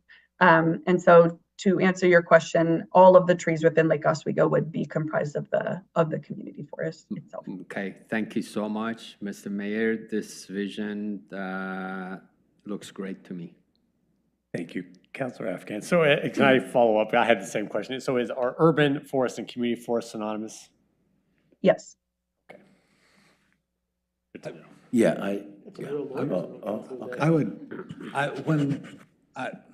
I like it a lot. My only thing to the community forest part is then that means all trees are protected. I would think that managed has to be in this vision in some way. that's what I Because was. it doesn't show, Protected could be one-sided. protected could be very one-sided.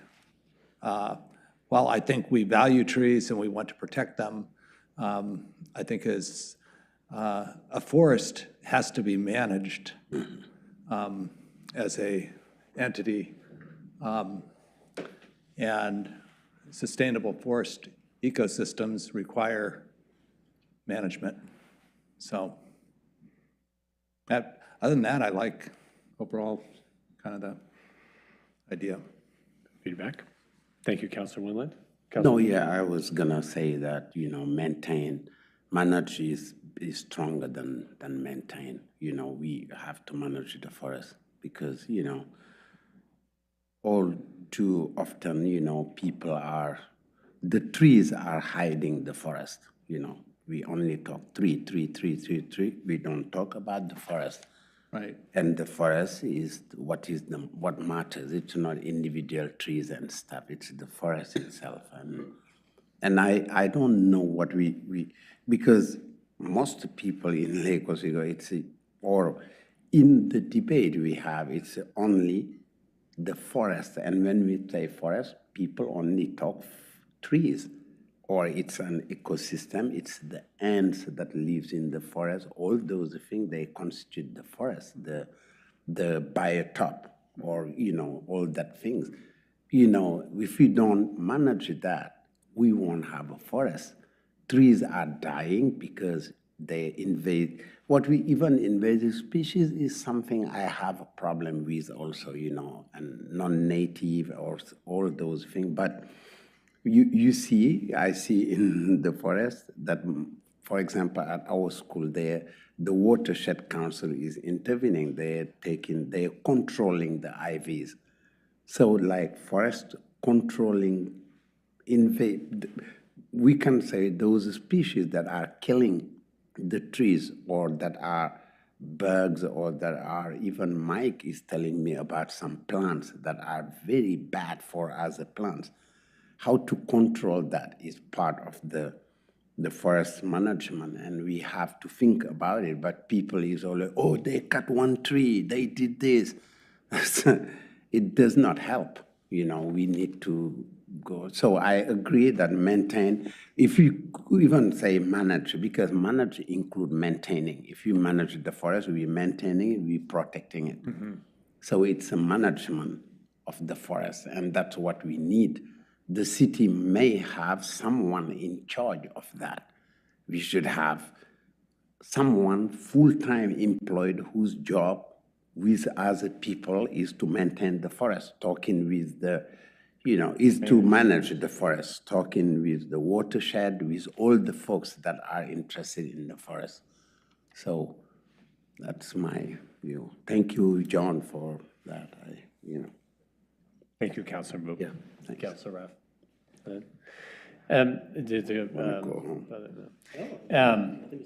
My only feedback on this was that, it's an urban forest, right, because it exists in the urban environment.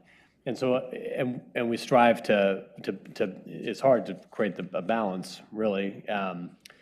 But we're trying to not be in competition, but in harmony between these elements that make up the urban forest, which of course is the forest itself, but then the other urban elements that are necessary, especially for the welfare of the society that inhabits the area, right? So notably housing, but also transportation and other critical infrastructure. So I just wonder if the vision, I know we get to that in some of these kind of guiding principles, you know? But I wonder if that needs to be part of, because it is an urban forest, not just, you know, a forest and. I would, to add. Leave the urban elements out of the vision kind of fails to recognize really what it is. Balance somewhere with other. Right. Yeah, they have to, everything goes together, right. Because those elements in an urban environment, those other elements help support and help support a healthy urban forest. Right. Yeah, I think urban should be, I mean, community forest sounds kind of a little bit like everyone owns all the trees, kind of, I mean, including the ones on your property and whatever. I don't know. Part of it. It's kind of like, I don't know, I would say the urban forest, which is. Well, it is helpful to use one term. I know throughout the rest of the plan, we use the term urban forest, but in the vision statement, it says community forest, and it's just, it's the only time we really use it aside in the title of the But project. it says urban community forest. In the project title, but then in the rest of the, it says community forest here. But Lake Oswego is an urban area, so Yeah. it's. Well, it's good feedback, because we received similar comments from boards and commissions as well as members of the public, so it's very consistent feedback, so that's definitely something we'll change. And protected, which I'm fine, I like that, but I almost feel like the word value is even more substantive. We truly value our urban forest. It's, I think, one of the top, one of the A+ things of why people live here. Great. Okay. Let's move on to the next question, which is, I think, on the key findings. Yes. Is that right? So, Oh, this is great. Thank you. Again, jumping right back. No, this is, no. Oh, yeah, these are the findings. Go to the last slide, where it's like the discussion topic. Well, it was but yeah, the question was feedback on these key findings. Yes. That's No, nice. because the first one was to discuss the vision statement. That was the first thing on the slide. Yes. The No, second but these are one the was- key findings, because we're going to ask her to go back to it, you know. She's just one step ahead of us here. Got it. Yes, the question is, are there additional key findings? You have two screens going. Yes, are there additional key findings in the UCFP that should be highlighted? So these are the key findings. Are there additional findings? Councilor Raff? No, sorry. Oh. No, I'm good. Comments, key findings? My only thing was just the first point or the third point, which is there should be a very strong focus on combating misinformation.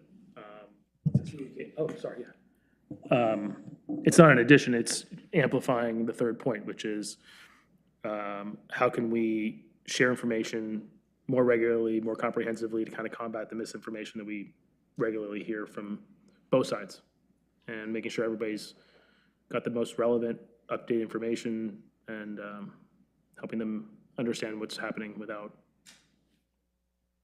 Yes. Yeah, I would say one of the key findings that I saw in this after reading the 2022 thing, I think Lake Oswego and our predecessors in government and community members have done a fantastic job. I mean, I look at the old plan, and I thought it was really well thought out and really well done, and I look at the results of what's happened, and we've really made some great progress. And I think we need to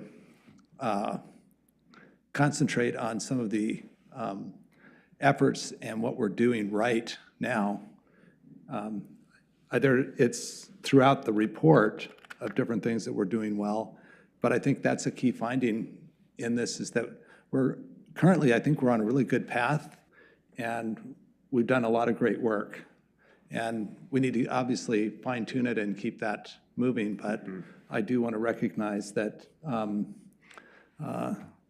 the last plan was really thoughtful, and the people that implemented it, I think it shows that we didn't throw the plan on the bookshelf and just did another one 15 years later. there was a lot of work, and there's a lot of things that were accomplished from that plan, and I think that's the forward momentum that we have as a community. So anyway, Yeah. that's one thing that I would like to recognize. Yeah, that's a great point. I mean, one of the great piece of data that comes out of this is to show that, from the turn of the century to now, when we've had so much redevelopment taking place within the community because of the good work that our predecessors did and, the team here at the city and the community at large, we've increased the canopy despite a lot of redevelopment. I mean, there's something to be said for that. So something is going right. And things can be going even better, and the plan does a good job at Well, and I mean, just addressing all of it. some of our urban forests that we're managing in our parks are in much better shape than they were Right. 5 and 10 years ago. So we have spent money, we have spent effort, and we're getting results. Yeah. So Yeah, anyway. there's good things to applaud. No, yeah, I think me, like what I think is, in what we're doing, we have to recognize, it's a kind of the idea of reparation of, there were people before us that managed that land and that we repossessed from them, and that when doing this thing, we have to think of that idea that this land was not like this. And we have to make it whole is we have to protect all this, vegetation, all this area. And what I notice in the key finding, people come here and, I value that citizenry that comes, we are, defending the trees, but, that's only in the talk. But in the walk, we're not doing it. I see few people, Mike, Buck, and the likes, who will go in the forest to maybe remove invasive species, like putting water, like the city employees, and they're not. All the people who come here like activists, they just pay lip service to defending the forest. So maybe in the findings saying that we need to act rather than active, Randy's not gonna cut the trees, or, and I defend that. I am with them, but we have to, the activism should be practical also. You can come here and protest, but you have to go there, remove the ivies, work parties that we create every month. That's how we manage the forest. It's not, you come here, say, Randy, you're not cutting trees. Randy's not cutting trees. When we have one storm, we lose 500 trees because they are not managed well. You go now in the park after the things, it's a disaster zone, which means that these trees are not, people who say they're defending, they are not defending anything. They are just showing activism, and I'm not attacking anyone, but that's the truth. That's all these things we are doing, if we don't put our hands into the dirt, we are not helping. And that's what we should do. And that's what I'm saying. The forest is hidden by the tree. We just talk about tree, but the forest, we let it go. We cannot have a forest. We cannot have trees without a forest. So yes, let's defend the trees. Let's be activists against developers. And I don't think that we give developers more things than we give as folks. We were saying that in the things that people cut more trees, individual people cut more trees than developers. That's the truth. But we don't say that. We just say, the developers are cutting the trees, but individual people cut more trees than developers. Yeah. So let's just as a community, we all want a nice, beautiful urban forest, but there's a price to it. The price is the funding, but also every one of us. All these activists, I want to see them do what Mike Buck is doing, do what other folks are doing. This is how we protect the forest. Cheap talk is cheap. It won't remove ivies. Now, the ivies, talk cannot remove them. We have to go there, recut them, and do the stuff. That's the work we need to do. And I think yes, thank you. No, thank you, Councilor Wu. Go ahead. Go ahead. Yes, Councilor Afghan. I have one question and one comment. Lake Oswego 3 maintenance responsibilities must be clarified. Can you give me some context there? Yeah, so one of the issues, oh, Go Abby. ahead. Well, I'll start and then you can add in anything if I miss anything. But one of the big issues that we have is we'll get calls from people saying, well, there's a tree in front of my house that needs, that's we think is dead or hazardous or whatever, and they expect that the city will come in and take care of it, even though it's in the right-of-way in front of their house. And of course, we don't have the resources to take care of every single tree that's in the right-of-way. And so it is really unclear to folks whose responsibility that is to care for those trees and maintain those trees. And our Public Works Department does a great job of helping people out, but I think there's some, I don't want to say inconsistencies, but they do help some people out in certain situations, particularly if it's a situation where it's a hazard to the public right-of-way, and we want to make sure that we don't leave a dangerous tree that could fall into the road. But we need to be clearer on what those responsibilities are. And then also when we plant street trees, we will maintain them for a few years, but then eventually it's going to be the responsibility of the owner, and that's not clear to the abutting owner that they're to maintain those trees. Thank you so much for that clarification. Yeah. Mr. Mayor, on number 2 or the second one, Lake Oswego has a dense canopy and should prioritize canopy management and maintenance. For me, that's an outcome. For me, I would much prefer to have a climate change impact that we limit or eliminate as opposed to protecting canopies. Protecting canopies 100 years from now, all those trees that have a life expectancy of less than 100, we're going to lose all of them. What then? So how do we create that next canopy and next canopy and next canopy? That would be my preference as opposed to protecting what we have versus what do we want to have in the future. And I think I see, and maybe the team wants to talk to that, but I think I see that in the action, in the strategic plan, a lot of the, protecting the canopy important, but also the regrowth, which comes through kind of the natural, the cycles, of forest growth, right? What I didn't want to happen, Mr. Mayor, is that we sit here and we have to argue with the voters that you said you're going to defend our canopies and you're not. So the verbiage here for me is a little walks us on a quicksand in the future. But if you don't believe that, then I'm on board with it. Well, okay. Well, I do agree with you. I think it's more than priority of canopy management. It's really the priority of forest management. I feel like it's all these key findings are tree related, and I think, I don't know, I didn't take a forestry class, but I've read a few forestry books over my time and things. There's a lot more to a forest than the trees.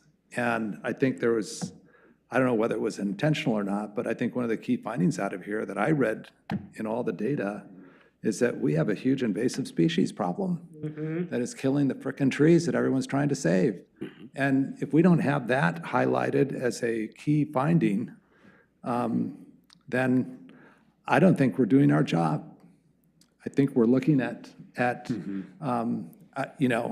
we're only looking at one myopically part of the forest. And I mean, I don't know, we have wildlife in Lake Oswego.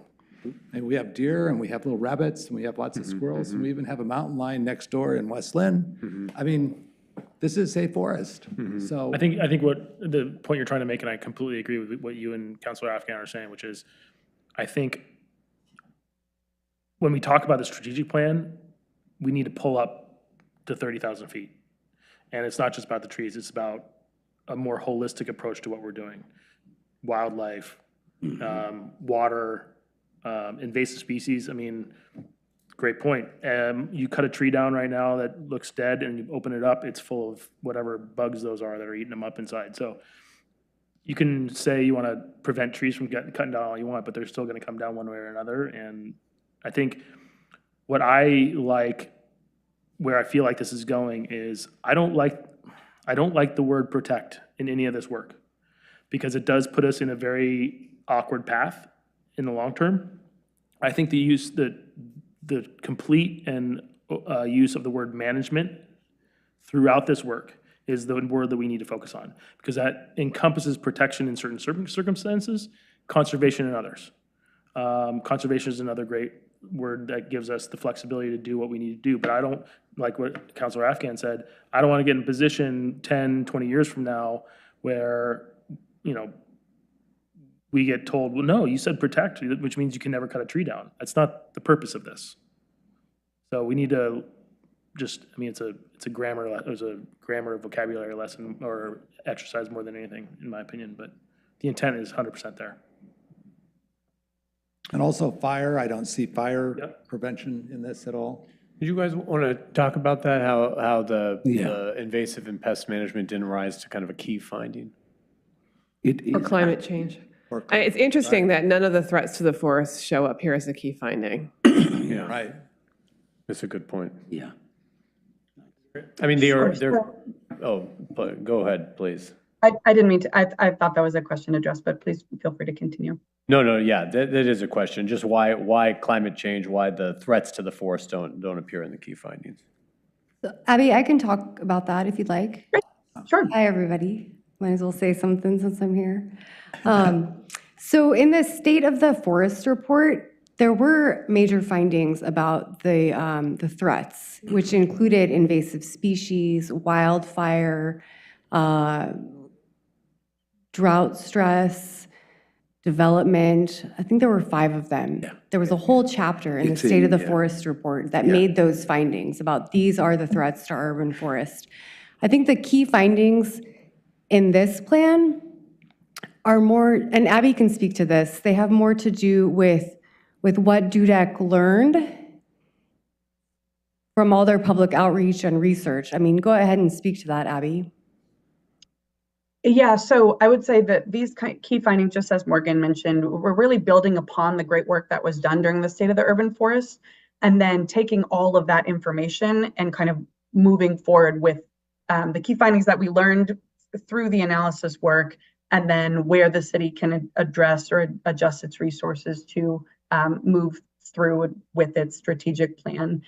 Within this plan, we did a pest analysis or a pest assessment, pest readiness assessment to identify how prepared the city is, and then also have numerous different actions about climate change as well.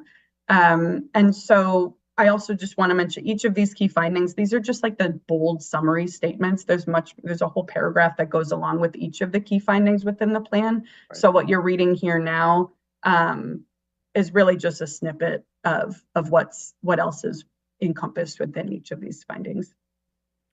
And I understand that, but I think if you have, I've been reading reports, public reports for too long now, and if you don't include, I think, the main focus of everything that you're talking about, people are not going to have sort of trust in the report. And I think there's, and it's nice that you had the community groups and some of the inputs that you had, but I don't know if it was necessarily completely reflective of a scientific method of gathering information.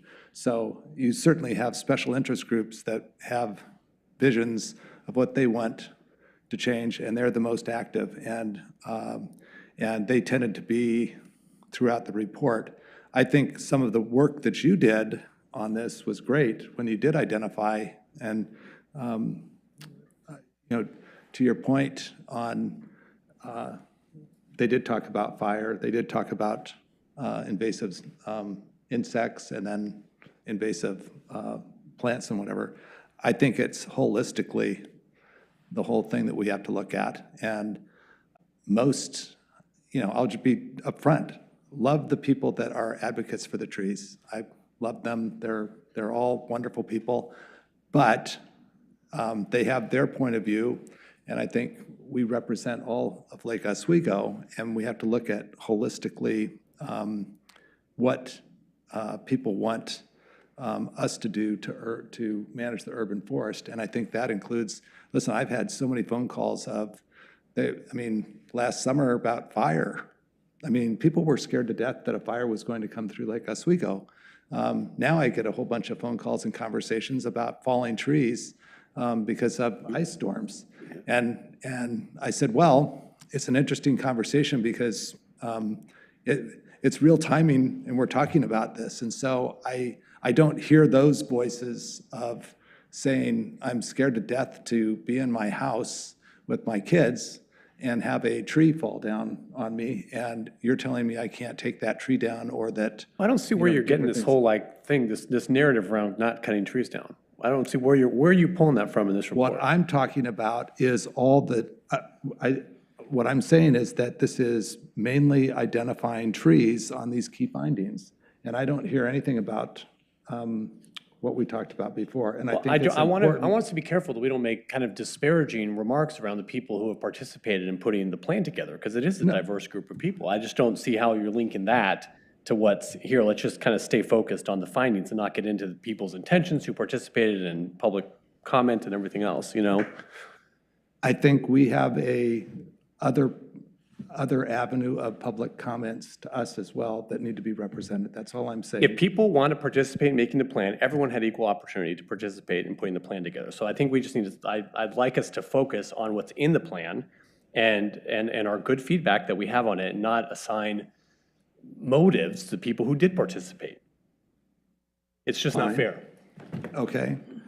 Yeah, and I also want to say, Don, that if you read the document, these folks, I was very happy to see that the threats were very well written, and what are the threats from pests, from climate change and all that. And I think what you're saying, I would love to see it maybe here as key finding, just say that because it's important, because people, you remember even in the commissions, people said, climate change, what brought fire, forest fire, it's generally lightnings. But we don't know that with the climate, the way it's changing, that we would have those lightning in Lake Oswego. So, yeah, I think, honestly, there's a wonderful work that have been done by the folks. Apologies if thank you, Mayor. Yeah. I'm not disparaging. All I'm saying is that there is other information, I think other circumstances that have happened since this report has been done, that I get feedback from people that they're worried about these things. Well, we've all gotten feedback. We all sit on the same council distribution email. I think you bring up a really good point about the invasive species. I think that's good, and the threats to the urban forest. And I agree, there's lots of good information in the plan on it. There's a chart, the details, the threats to the urban forest, but it does seem a little obtuse to not have it as a key finding, given that the changing climate and conditions and these organic threats even to the forest are a big part of how we should approach management of the and the kind of actions going forward. Right. Yep, good feedback. We will include that. Okay. Mayor, Councilor Verdick would like to say something. Oh, yes, Councilor Verdick. Yes, actually, I'll make this fast because you kind of just articulated what I wanted to say. I think a lot of the information is actually in the report, but the key findings maybe aren't highlighting some of the issues that I think are very important. Of those that we just, again, the impacts of climate change, the importance of maintaining, both as a community and individuals of, maintaining and management of our existing trees, and then the threats. And also the overall, to Councilor Wendland's point, the overall impact of the forest and maybe the overall impact that trees have on the forest, because I actually think working to ensure we have a good tree canopy is very important. But I also agree with my colleagues that we need to make sure we have the right balance of trees so that that lasts long term and not just for the life of the existing trees. So I think you're on the right path. But I think some of these goals could be tweaked a little more to do a better job highlighting actually what was in it and maybe some of the concerns within the public, again, around climate change and disease and pests and so forth, and the role that we can all play, both individuals and a community, to take better responsibility. So again, I just really want to say, I think you're good. The information's there. Just a little fine tuning of the key findings and the verbiage would probably be very helpful. Thank you, Councilor Burdick. It's a good point. Councilor Raff and then Councilor Afkin. Actually, I'm not sure my comments are most appropriate in this stage, and so I'm just. Maybe the next. Mine are more related to, I think, after this discussion, more around the strategic plan. Okay, So, yeah, I think Okay. I'm paused right now. Next, okay. Sounds good. And the Councilor Afkin. Councilor Burdick hit it on the head, and she said exactly 100% what I wanted to say, and I'm way past beyond protecting canopies. I'm way past beyond protecting neighborhoods beautification. I want 5 generations from now, those people look back and say, we made the right decision, and they have the quality of life that they deserve. I'm not sitting here and saying, yes, let's save this tree, let's save that tree. I want those people who are going to be 100 years from now look back and say, they have a quality of life because of the decision we made. They have a quality of climate that we have, they have, so they don't have to deal with the decisions we made in the future. So Councilor Burdick said, we have all the information in the threats, and those needs to be as part of the key findings that we would strategically go deal with, address. Thank you. Yeah. Correct. Yeah. I no, agree. Very well said by both of you. I think too, and the first finding about the active engaged community, I mean, that the forest here is a huge part. I mean, given we were a forested area, before we were urban area, is a huge part of our identity, as a community. This kind of goes back to what I said about the vision statement, though. But I think while people are very active and engaged around tree protection and stewardship, there's these other critical elements of our community that are also very important to us, and we see amplified maybe not in this plan, but through our other plans. Whether it be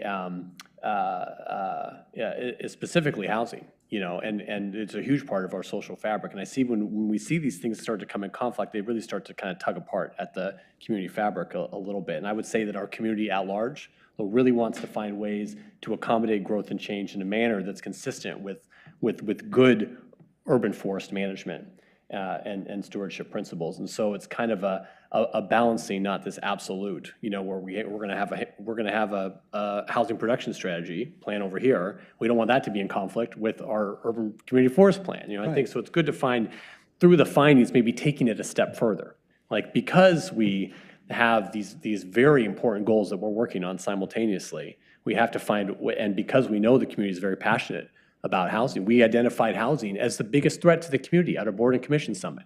We know our community is passionate about it, and we know they're also passionate about the urban forest. That because of that, it's the communication, it's the education that's really needed to bring everyone on board with how we find that symmetry, between these facets and that can help us move forward in a cohesive way. Well, we have to build the synergies between everything. Right, right. Yeah, it's hard, we don't want the silos, Right. intersect these plans. Next and stuff, question. Okay. Did we beat this one? I think so. There's 12 more questions. I just want to make one, we use, and I know it's a draft plan, but we use the term in the description, it's not on the screen here, but the needed housing is used in quotation marks. I think it would be helpful if we, because that is used in state statute, I think if we could asterisk that instead of take the quotes off, because it kind of serves to diminish it, and then define it as per state stat. I think they have this definition for needed housing, so it's just clear what we're talking about. It's not a. Yeah, can you go to that statement? And then I also think. Is that one of the things? Well, that's it was on a your list? detail. It was just in the detailed description of the third key finding, and also in that third finding is the need to make the code clear and objective. I think that almost needs to be its own finding. I don't know. I just found it. That was a large or paragraph. I'm just. It's in the plan. Okay. Right. that, I mean, I don't know, just for, again, this is in the weeds, maybe just for organizational purposes, it seemed like that was a big finding that had a lot of Right, kind of disconnected parts in it, I agree. but all good, just. Sure. Okay. What's Yeah, next? sounds like, next question. So our next question was regarding the guiding principles of the strategic plan. And so these are the 5 guiding principles. And I don't have the exact question in front of me at the current moment, but these are our 5. I have it here. Do the guiding principles of the strategic plan reflect the Lake Oswego community's values and priorities for the urban forest? Are there specific values and priorities that could be better represented? Okay. Councilor Raff, yeah, now you're off, yeah. All right, There we go. here we go. And so, okay, so I'm going to start with kind of going backwards to the conversation the mayor and Councilor Wendland were having about community feedback. And while you've done an amazing job of taking a lot of stakeholder information and boiling it up, and I understand there's a ton more info in the packet, but the things, as we speak about this publicly, as we think about strategically about how we activate the work here, I do think that we should recognize that, you focused, you wrote something on here, or there was something on here that said it's reflective of the community. I'm not fully bought in on the fact that this plan is completely reflective of the Lake Oswego community. I think it's reflective of the people that responded to the public feedback question, okay? And to the mayor, hold on. To the mayor's point, I do 100% agree that they were given an opportunity to give the feedback, and a lot of people chose not to. I completely recognize that. But even though people did not respond to the question of giving their input, we still need to recognize that there are many differing opinions on how to activate this plan. And so I think we should just know that in the back of our heads. And as we specifically talked, there was a point in this plan about equity. I'm assuming that's equity in thought, and I'm hoping that's what you mean by equity in a urban forestry plan. And so what I want us to do is keep that thought of equity of thought and diversity of thought central to this. The groups within Lake Oswego that are very passionate about urban forestry and how we manage our forest, they have a great point of view, but that's just what it is. It's another point of view. And so I want to make sure that we're really taking that word equity into consideration through all this and do as best we can to continue to get other points of view with respect to this. That leads to my second point, which is the fifth point, the urban forest that balances trees, housing needs, and infrastructure. This is going to be that other point of view. And I think you need to add property rights, because there's a lot of people in the community that believe strongly in property rights. So there should be a very great balance between, again, and to Ms. Sen's point earlier, it shouldn't be just about trees, it should be about the forest or urban forest. So I think it should be balances urban forest or whatever we decide that is, housing needs, infrastructure, and personal property rights. There is, yes, that's a lot of gray area, but we got to consider it to be consistent with trying to look at everybody's point of view in Lake Oswego. Can you develop the property rights, like what they mean by property rights? Like in comparison, can you? Are you asking me if I know? I'm not a lawyer. Can you just expand on that? Okay, so, like with the trees? okay. Yeah. So I think there is a narrative, being right or wrong. I'm not here to judge or adjudicate what is right or wrong. But there are people that are afraid that they can't cut a tree down on their own property if it's dead, if it's alive, if it's, they feel like that city rules may be too onerous on property owners. That's a feeling that's out there. Yeah. Some people feel like the complete other extreme. And so what I think we should do is whatever we do with this strategic plan, we should always tip our hat to the fact that we do also need to consider individual property rights and property owners and so we're really allowing all voices to be heard, even if they don't actively come out and give us their point of view. Does that help? So I'm not saying we need to go fully to property rights point of view, even though that's my personal opinion, but there's a great balance between bringing all those thoughts together. So there's more words than I wanted to use, but hopefully I got my point across. Okay, thank you, Councilor Raff. And then Councilor Move, did you have? Yeah, I have to respond to that because I don't think we should put it because there's a code. No one has ever told anyone they cannot cut a tree because we are living in the rule of law. There are laws in Lake Oswego where if you want to cut a tree, there's a process. Like you go permit, you ask you have a permit, you send it, planning, check it.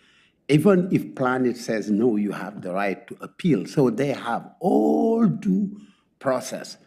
And I do not think that the city will refuse a tree that's dead. You know, they want, no, I'm just saying that. You, at least in the last. Yeah, but it's the people. No, yeah, I read what people say sometimes, but that's why we have to call them out as government officials, say that there are some rumors. That's what we call the alternative truth. There's no such a thing as alternative realities. There's reality. We have the tree code. We have to, maybe what they should say is we have to redo the code. That's what I'm saying. Yeah, but it's not. Yeah, but we cannot put it as like some folks say that property right. It's not. If the code, the way the code is, if we don't change it, that's the way that every citizen in Lake Oswego will have, to go through this process, and your tree meet the codes to be cut or not, the Development Review Commission will. You think we don't need to consider at all individual property rights and whatever? No, the people have right in their property. It's protected by our constitution. Lake Oswego cannot change it. So we don't need to say it because we can't change it. These are individual rights that no one can change. We are Americans. We have our rights that no government can come and take my rights. So this is, but like for me, does this strategic plan reflect Lake Oswego? I think, especially number 5, it's the main thing. People, they want to build some, and that's where I agree with you. Some folks will come, no, you're not gonna cut the tree in your property, and but the code say that I can. So you can be activist, you can do whatever you want. The code say they can.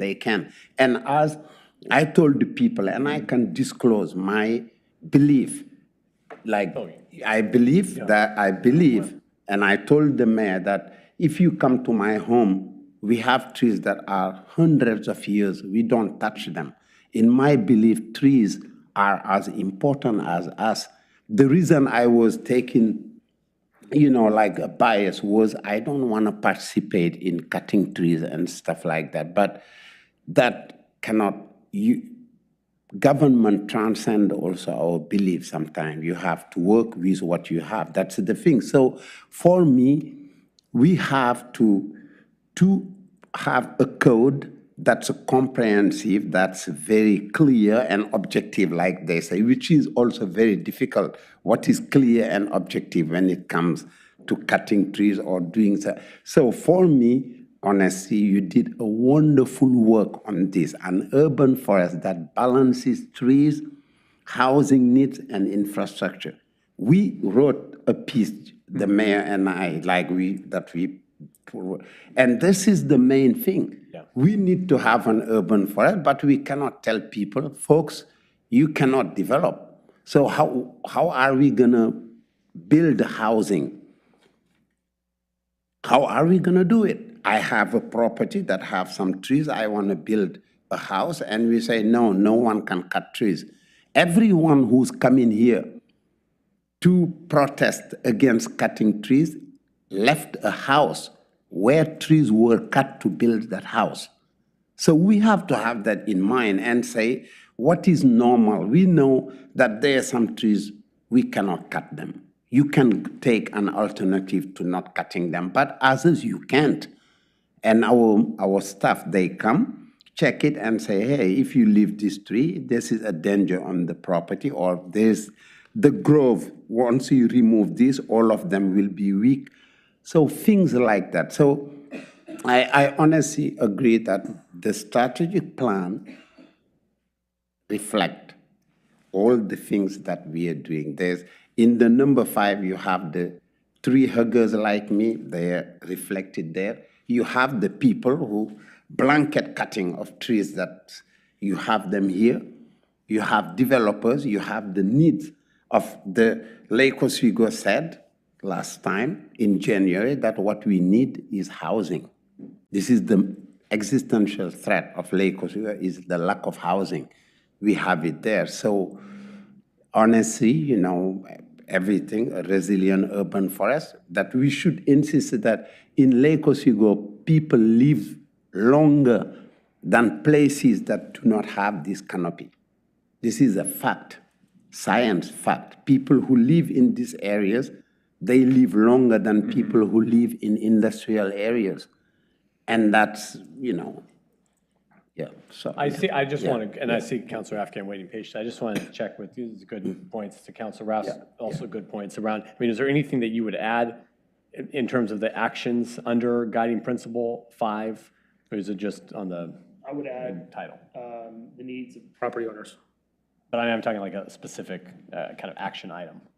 No, I would add property rights to the 5th one. So balances trees, housing needs, infrastructure, and property rights. But I mean, would it change any of the action items under 5, the actual actions that 5 is dictating? But we're not looking at this.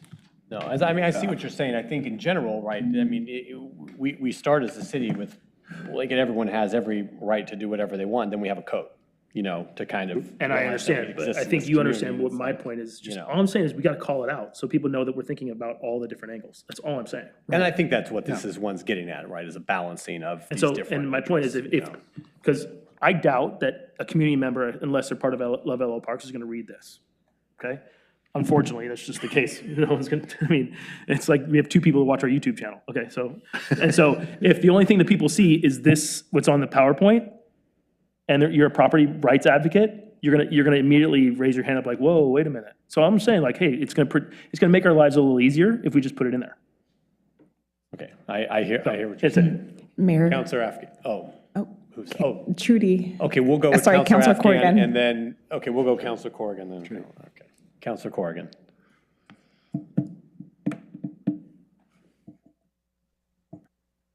Hi, I noted that earlier in our meeting, we adopted a goal for 2024 that says combat climate change and strengthen the community's resilience to climate impacts. So along those lines, I would like to suggest that we change guiding principle number 4 to say a resilient urban forest that combats climate change and is well prepared.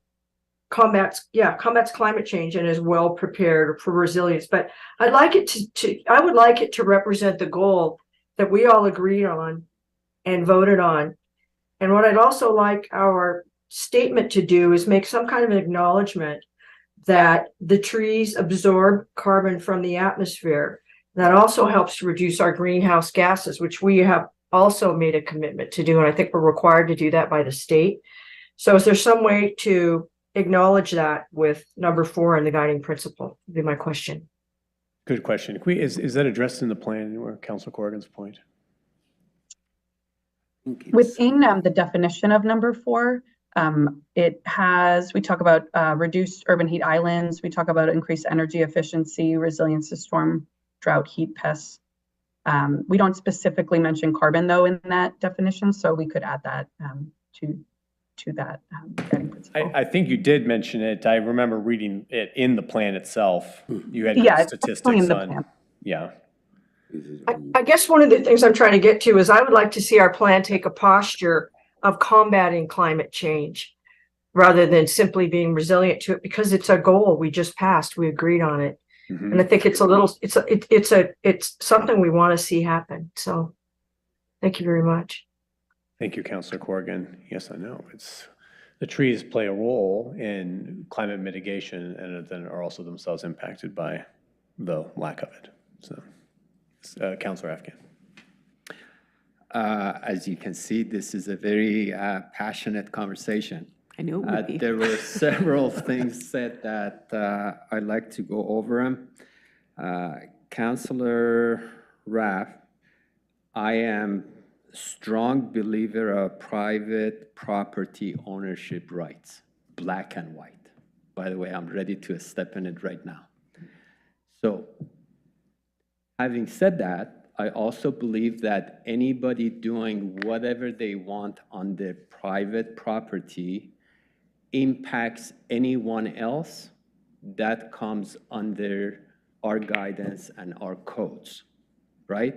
That doesn't mean they should not be able to do it. That means the mitigation should be equal or better than what existed there.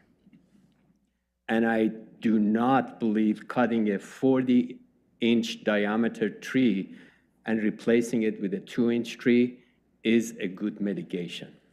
So I wanted to say I'm with you, and we have to figure out how to combat the climate change. We're right in the middle of it. And being prepared for climate change, I don't know what that means. We have to combat it. So I believe that the last two items are part of the strategic plan with the change that Councilor Corrigan suggested. Instead of saying we're well prepared, we need to say combat climate change. And the next one, an urban forest that balances. I don't know what balance means, balancing trees, housing. All I know is that if we don't have a climate to live in the future, we can have all the infrastructure and housing, we won't be alive. So I think we need to say coexist, trees, housing needs, and infrastructure. So we can do all of them without killing the other one. The first three, I think they are either action item by the city councilors or the city manager and or the outcome. I don't see them as a strategic plans. But the last two, I see them black and white being our strategic plan and our goals. Thank you, Mr. Mayor. Thank you, Councilor Afghan. So you want to address the combat climate change amendment here, proposal? I think it's just a wording problem, isn't it? We can work that out. Yeah, we can work that out. It is, yeah, I think that's fine. I do think, maybe you need another point, but I totally understand the climate part, but I think there's, part of this is one of the things that City Manager Bennett has told us many times is that we as a city need to be getting ourselves prepared for climate change in the sense of better stormwater, because we have more, stormwater happening at a specific time. We need a better list of trees to plant, because planting trees that were 100 years ago is different than trees that are maybe now moving forward. So in a sense, I get the whole idea of being prepared for climate change, because it's a reality that we're experiencing and we need to have that. So how you put that all together, I don't know, but I agree. But I see I see their reasoning for that. I'd like to go on to number 5. I think Councilor Rapp and I are on the same page in the sense that I think you have to have this inclusive of everybody in the city, and there is a concern about what if I go out and spend a whole lot of money to live in Lake Oswego, what can I do and what can I not do? And I think just housing needs is not a inclusive enough part between balancing trees and infrastructure. I think it's, businesses are concerned, our other entities like the school district, even the city, when we build new things and so on. And so I just think housing needs is too small and needs to encompass kind of the balance of living with trees and our forests, and then everything else. 'Cause we live, urban environment. yeah, the urban environment. Yeah, and so I think it's, balancing that urban forest and urban living, so that we have a balance from that standpoint. And then I guess I have a question is an enhanced quality of life for community members. I'm not sure what that totally means. I think it's a great statement because we all want an enhanced quality of life, but what does that mean to the individual like Oswego? If they explained, if the UCFP expert came in and explained that, what would that really mean? So that one specifically is referring to the benefits and services that are provided by the urban forest. So things like urban heat island effect reduction, stormwater reduction, and a lot of the actions within that specific guiding principle talk a lot about community education, increasing internship programs, community outreach, and things along those lines. Okay. So by establishing the plan, you're trying to enhance the quality of life for people living here. Okay, I guess, okay. If you look at, the actions underneath it, kind of tie back to that and are good. But when you talk about guiding principles, it's oftentimes without the specifics. Right. You want to have it clear as to what you're trying to accomplish. Right, no, agreed. I'm guessing we have the housing and guiding principle of 5 housing needs specifically because of the state code requirements around clear and objective standards related to housing. Is that why we've And that's a zoned in total on that? subset. I totally get that. And Yeah, I think that's important. I'm wondering, is that why it's the heading though? Because Right. that's the focus But I don't of think that that's action item. everything. What happens if we have a corporation that comes in and wants to do something? We say, well, you're not part of the urban forest plan. What do we, does that make sense? I think we have to be more encompassing from that standpoint. Because of the code. I agree with Councilor Wendland that there are many other urban use conflicts with the urban forest, but I have a feeling that this came specifically from the requirement for clear and objective standards in the sense that our current tree code doesn't have them. Yes. Yeah, I think this is very responsive, but I think you could still fit that in if you wanted to say urban development. Yes. Well, and maybe that, it's somewhat, I agree. It's playing with the words a bit. Because we have infrastructure and in the action items, you're talking about stormwater, you're really talking about everything, and including updating the SCAP, open space management, coordination between departments.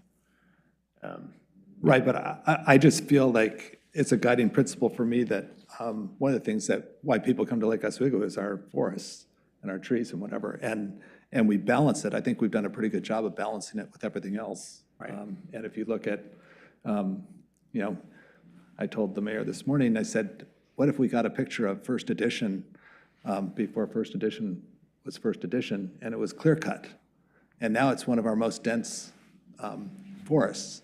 And so, because people value that, and I think that's the kind of, I don't know, maybe it is wordsmithing, but I do believe it has to be a guiding principle for the city to balance all of that. And we do put a heavy emphasis on having a urban forest that, it's a high value ticket item for us. It raises the values in the town. Yeah, exactly, it does. And it is an urban forest plan.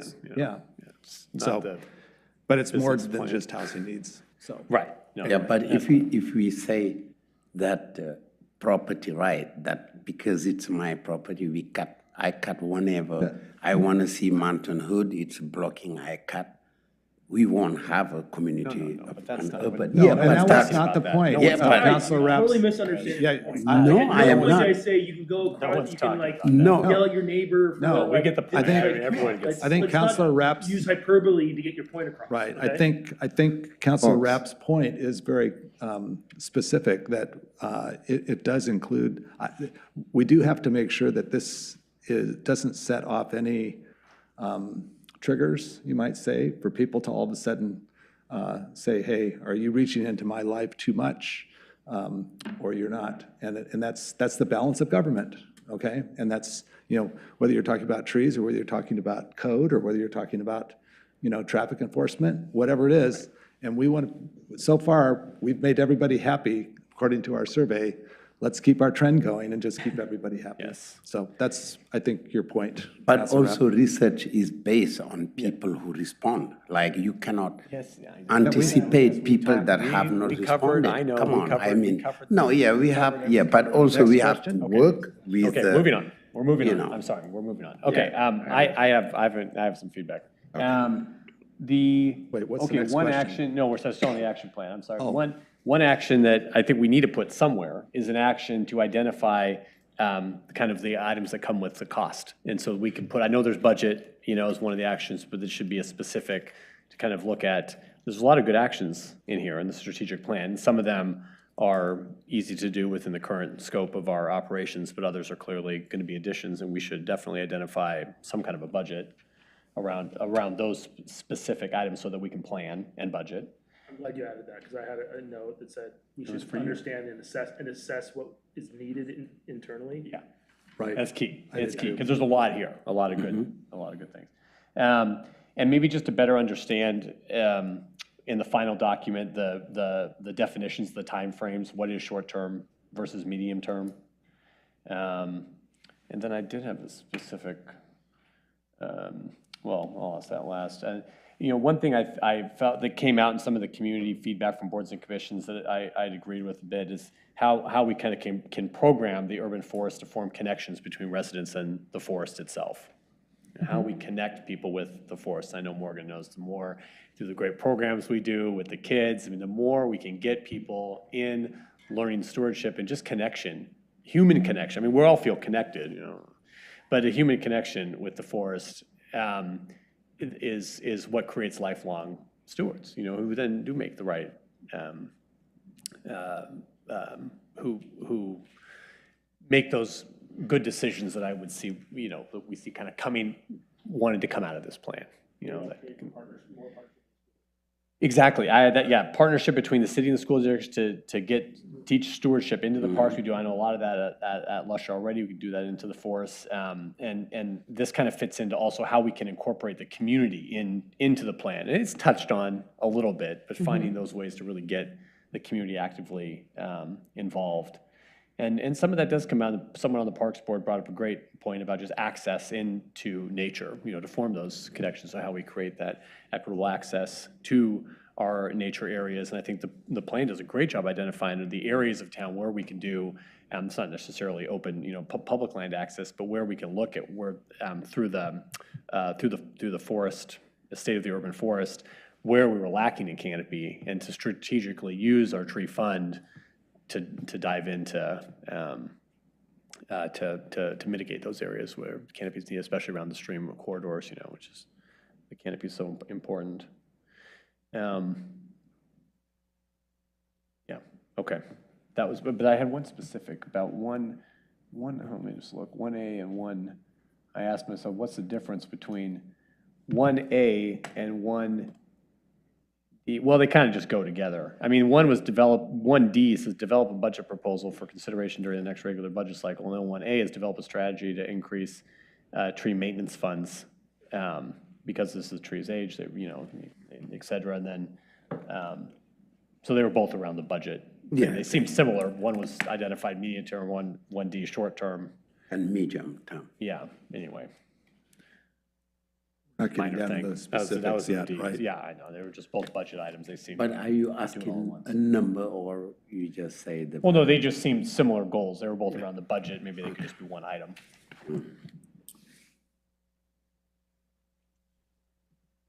Okay. Next question. Next question. I think we're down to the codes.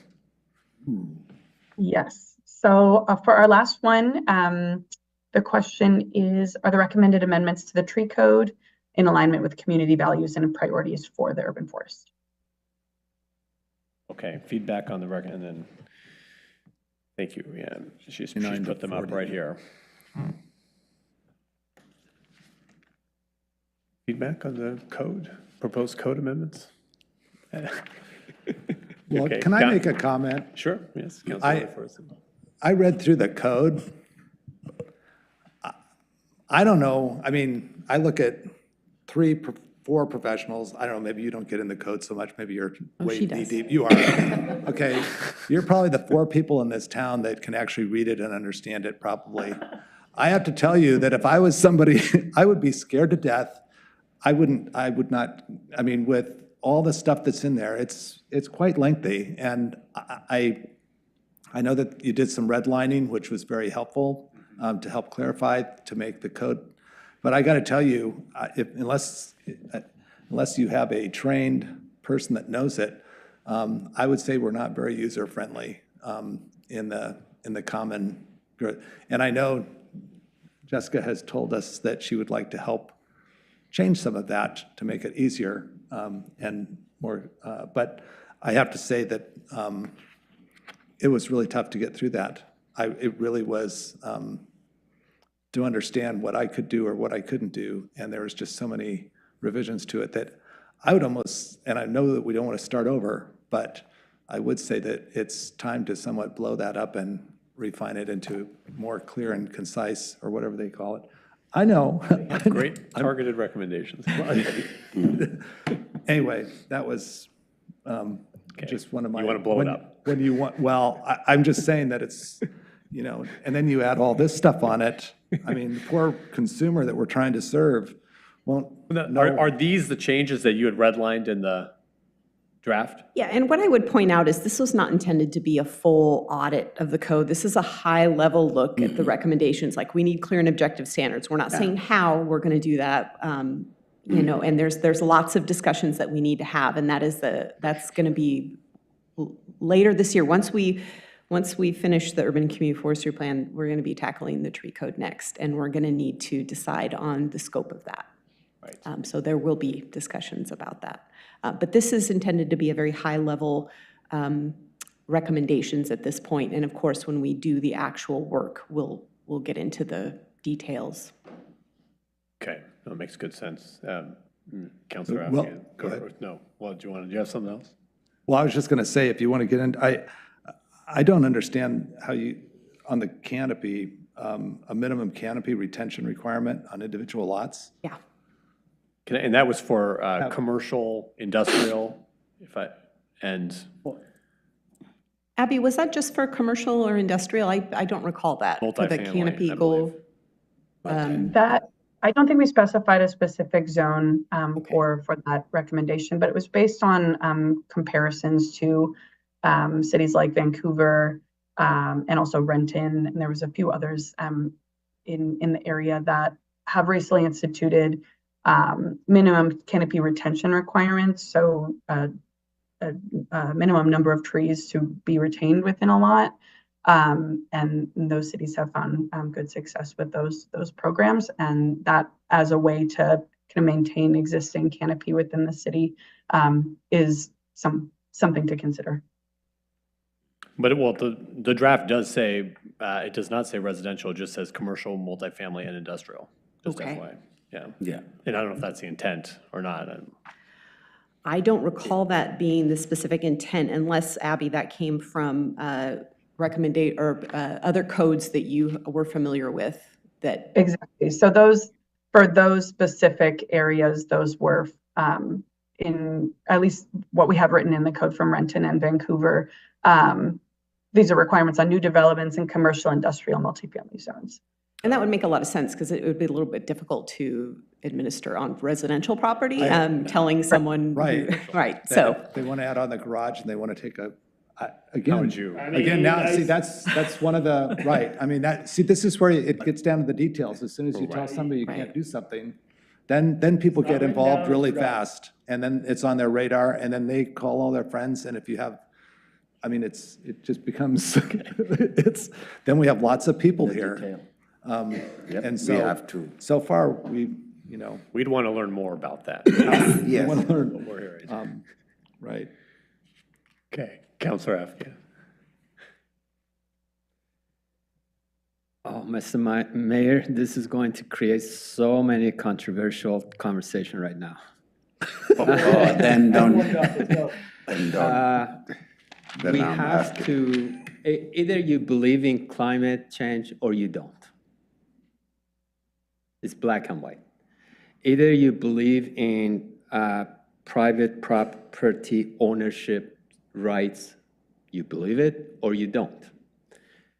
Either. We have to know what our values are and what our priorities are.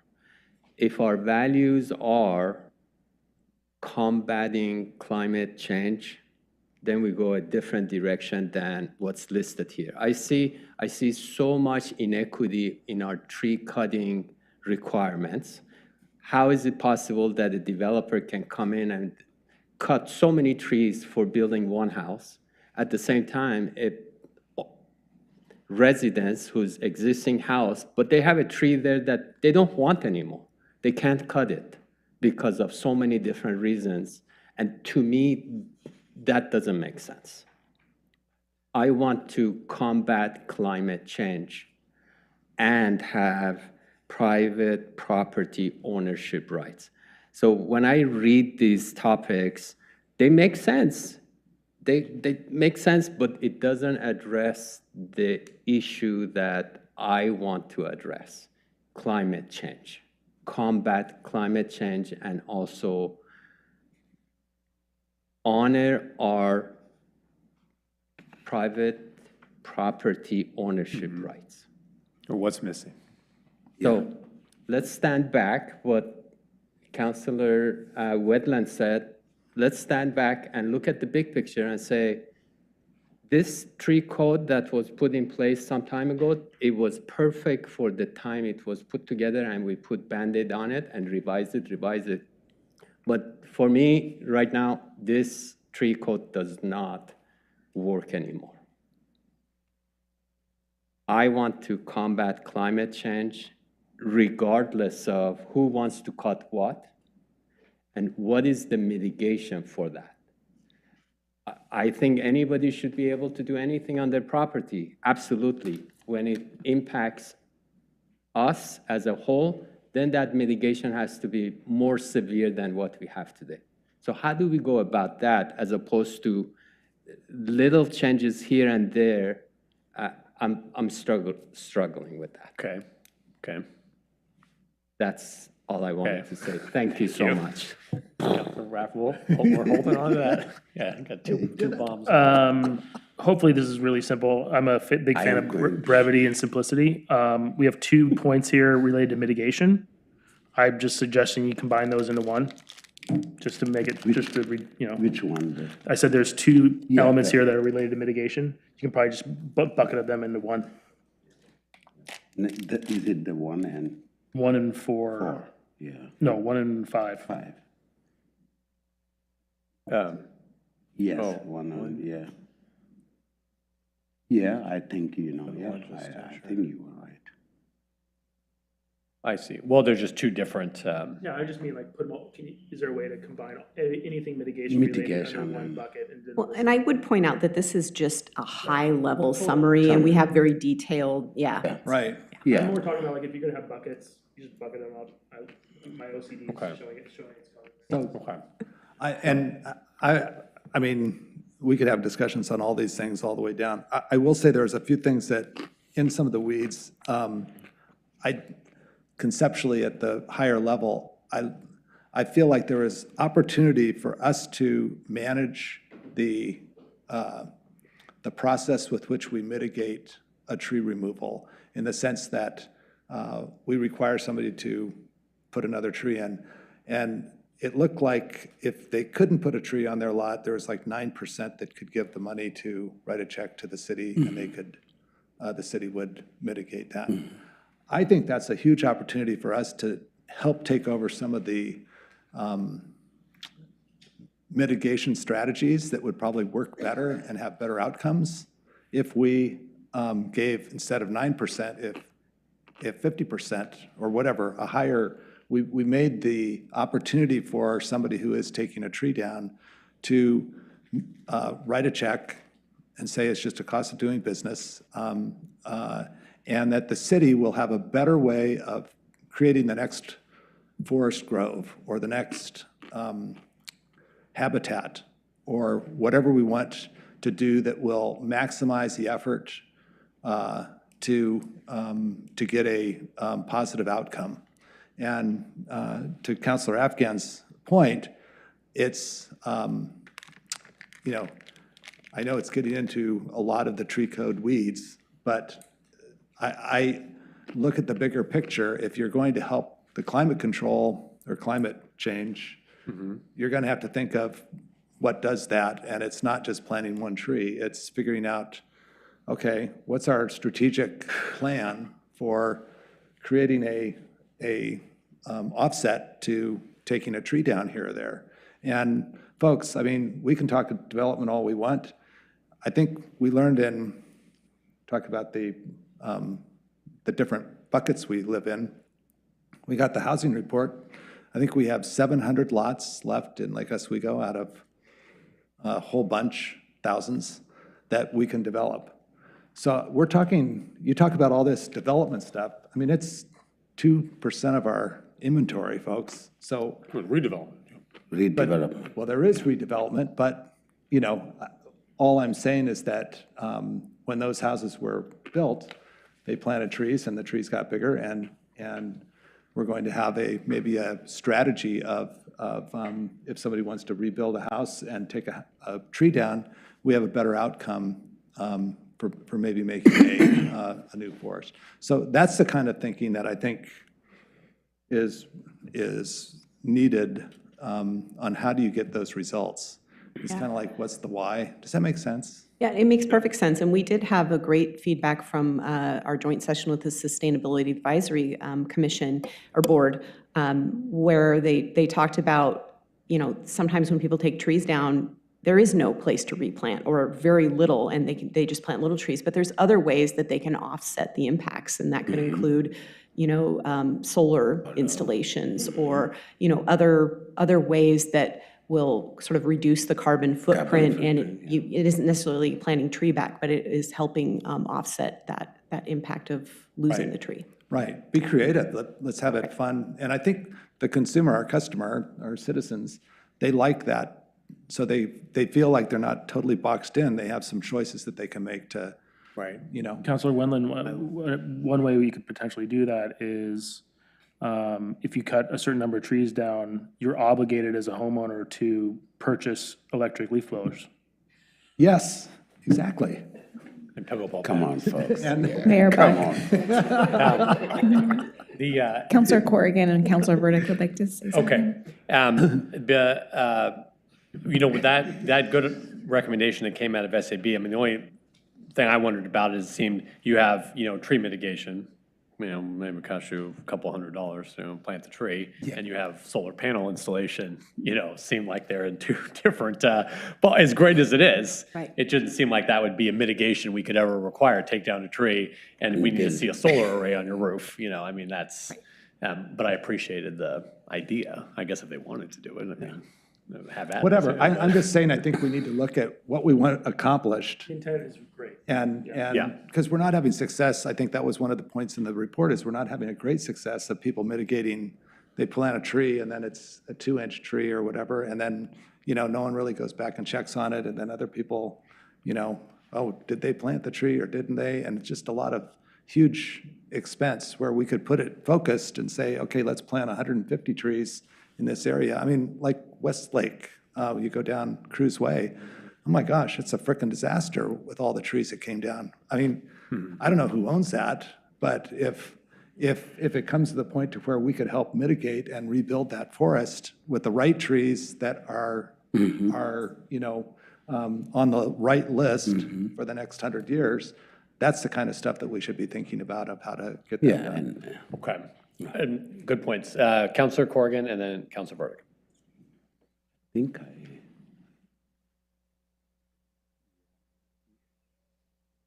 Ladies first. Here we go. Looking at the tree code, I think we really need to acknowledge that the intersection of our urban forest with housing is really important.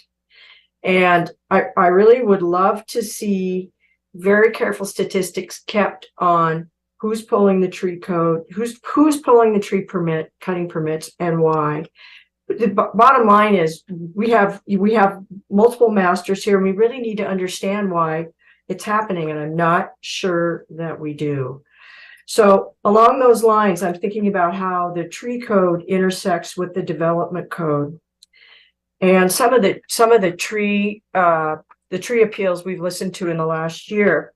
And I'm wondering if we can consider putting placeholders in the development code. I know that's not for this year, but things like perhaps awarding some extra height or some shifts in setbacks so that a property owner who wants to expand their house can retain trees, and that we might be able to better meet the needs of homeowners and keep those trees in neighborhoods where people want them.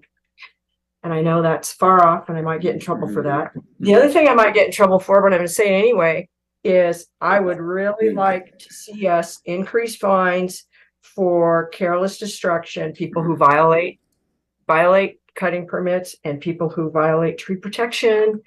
And maybe that'll help fund some of these things, some of the things we want to do. But I really think we need to be really serious about protecting our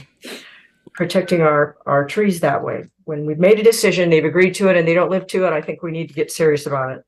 The last thing I want to say is I was just delighted to see section number 8 here, monitoring plan, which we will be hearing about as time goes forward.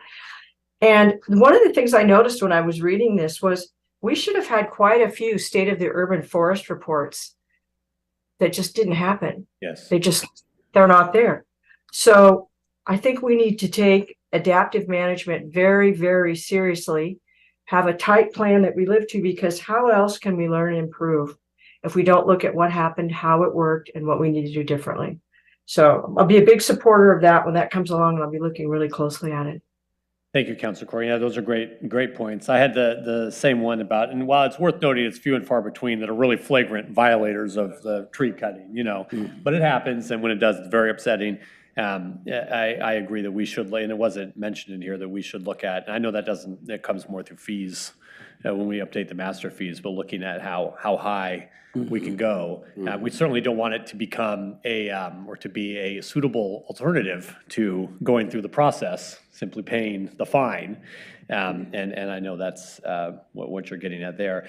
And I think too, what you're suggesting really works to strike that balance between housing and trees, where we provide some alternatives people can pursue voluntarily in terms of height and setbacks, to be able to do some common sense preservation of what they have on site. It's good. So thank you for those comments. Conservation mode. Conservation mode. Councilor Verdict.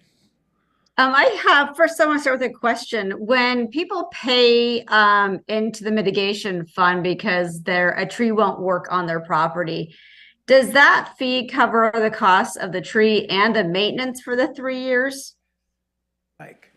No. Yeah. I think it used to, but the fee has changed over the years and it's subject to change annually. So I don't know that it's based on much of anything at this point. Yeah, and that's why it's, I guess I would like to see there be some correlation there, and maybe if we can build it. I know there's restrictions, but I think we need to assess that, because I think if you're paying that fee, it does need to cover the maintenance of it. So that was one thought. And then my other is, and it's probably not so much with the code, but it was mentioned quite a bit in the report. And I just want to say I really agree with it. And I think it would help with a lot of the misunderstanding around the trees, is again, getting that transparency of who's applying for permits, why are they applying for permits, how many permits are approved, are they denied? When maybe do we work, come to a compromise or something? But I think getting that information out there so people truly understand that when they need to take a tree down, this is typically the outcome. Or when it is a dead tree, yes, you can take that down. But I think having a little more transparency around what is happening would be very useful within our community. And again, I realize those are all things that were called out. So I just want to say I appreciate that. And I think that's a very important piece to this puzzle. Thank you, Councilor Berg. I had that same point, making the fee in lieu should be financially, at par with planting of a tree. It shouldn't be. And I know we only require it when there's no space to mitigate, and mitigation being the first choice. But I think that's where we're looking at what would be like the cost to plant and then maintain a tree, like the person that has to plant it for a period of time, 5 years or so. I don't know. Whatever. But I think it exists. Like oh yeah, we can calculate it. I'm doing a mitigation and I put a bond. I put a bond of 7,500. That's just because we didn't trust you. So. Yeah, but that's I just I mean the premium on yeah, that bond. but that's where I wanted to come. Why, like, for some? First of all, my thing is like for the mitigation, like I'm mitigating now a big area in my property, and in that property there are, but planning they've been very helpful. But there, for example, trees that they tell you that's on the code, it's the code. But if you look at those plants, they do not fit that area. And that's what John was saying. There are some trees that are no longer adapted to the place. When you talk climate change, we saw some trees, they don't resist wind. The wind comes, they are gone. And they're jeopardizing lives of people. They're like trees that fell in houses. Can we now, in the assessment, the management of our forest, can we see some? That's not about non-native. And when I see that, there are many non-native people here that are contributing into Lake Oswego. So non-native trees, I have that problem, no native trees, it's non-native tree can prosper in our forest. So you like that part of it? I love it, and we should insist on that. But as an alternative, but also I am kind of thinking that like we have, I think everyone who's mitigated should post that bond. For the tree, like you can plant a tree and not water it and it dies.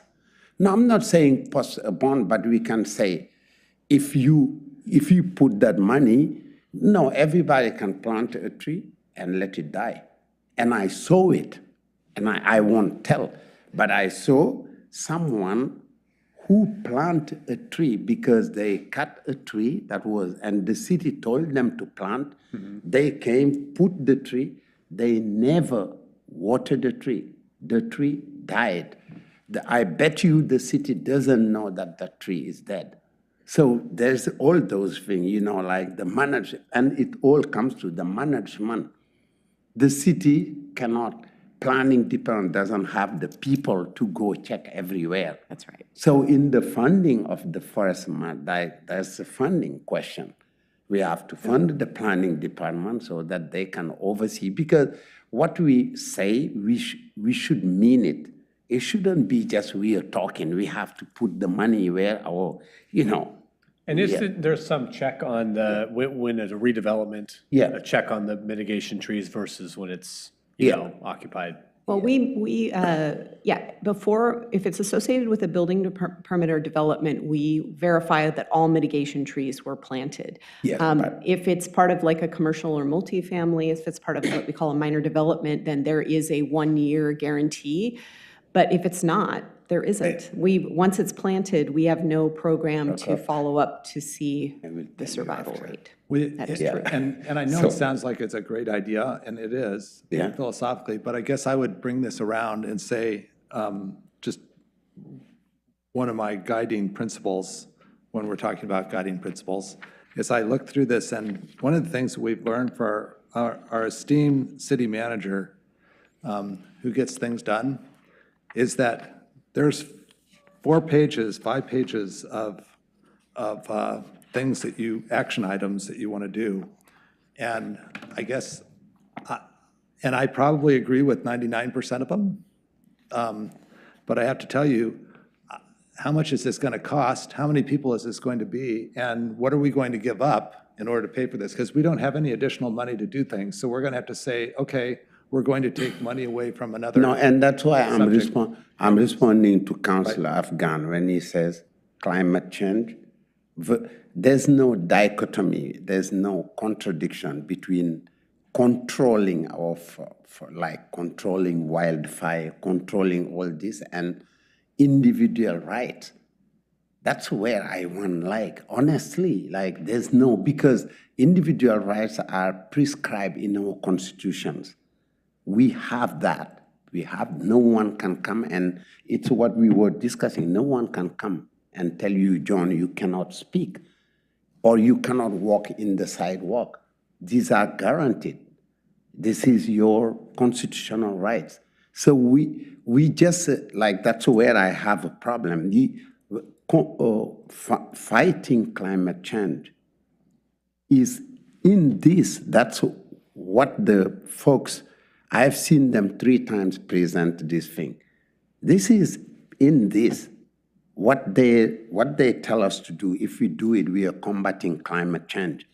Because if we, I give one example. I know a place where February was very cold when I was growing up. Now it's 40 degrees Celsius. They don't put the dots. 40 years ago, there were forested area. Now you go, there is no tree, a mile or 3.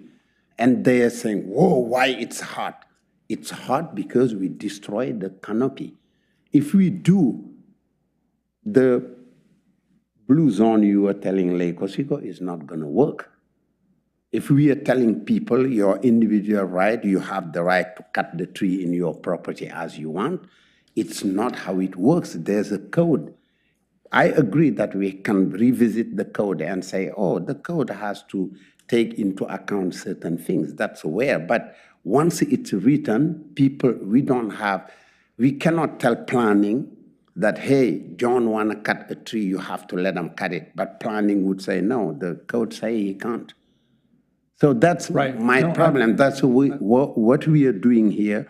The folks here, if you read, the problem is not but everything is written in this. The 79 pages, if you read them, each one is explained.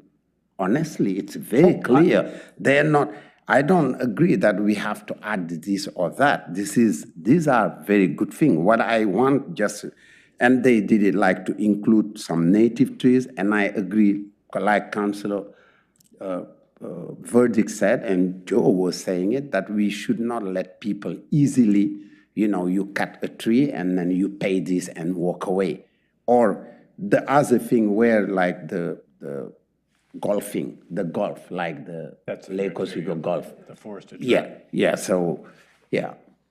No, I don't think we're asking you guys to agree tonight on the outcome of any of these. Are these the right topics, I think, is the question. Right, but all I'm saying that I think we need a check and balance, and I appreciate I agree with you that the plan has got too many things. priorities. Well, the budget things in here were very helpful because it looked like we spend a fair amount of our dollars on enforcement and the planning part, and not a lot on the maintenance and removing invasive species. So I guess my point is part of this has to be a spreadsheet that says, okay, here are your choices, because as a council, City Manager Bennett has rattled the sofa already. That's what we talked about already, identifying the budget, attaching cost to the various items that are. Right. There's money. But we're going to have to do some, and we're then going to we have to can do some value. prioritize. Yeah, we have to do some But value there's money statements. that comes from the urban forest. That money should be invested in the forest. Well, that's the tree fund, and they Yeah, talk about that's a that too, tree having a fund. plan Yeah, around yeah, it, we talked that's about what that. yeah, absolutely. But that's Yeah. not going to cover everything, Yeah, I No, know, but we have a lot on the list, and I'm just saying that Yes, we need to manage that. it's a good point. Councillor Afghan. Mr. Mayor, I see these three code recommendations as incremental improvement and not combating the climate change. And I sound like a broken record. I want to keep bringing it up. Councillor Mahboub said something that does not resonate with me. I can guarantee that his house is built where there were trees, and I would not be able to sit here and look at a person who wants to cut a tree on their property, and I say, well, Councillor Mahboub did it, but you can't. We have to figure out how to coexist and make this But we said that. You were repeating. I said that. Condition. I support people. We said it. And even them, in their thing, it's clearly said.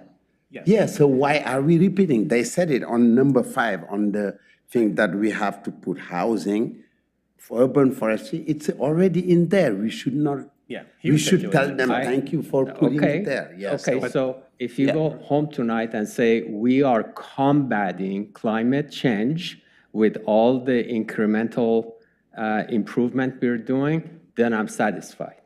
But I don't think we're combating climate change. We say it's our goal, but we're making incremental changes. That's all I But want the to say. forest cannot combat climate change. You combat climate change. I do. It's not the guys, forest. Hold on. We gotta, that's why because it's a big term. And so Yeah. that's what we have Yeah. to work from very objective goals. Yes. You know, like what are we working? We have to put this in terms that we can measure. Because we just can't, I mean, you say, well, the code isn't gonna combat climate. I mean, that means nothing to me. Okay, so. Be let's- specific.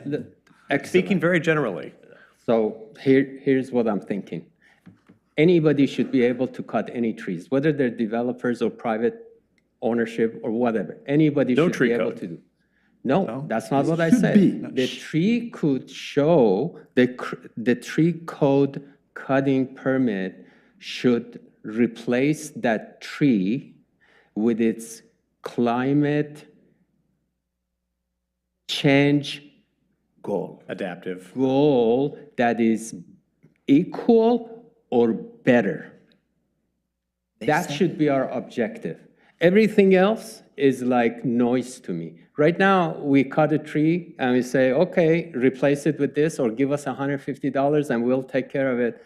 That is diminishing our environment.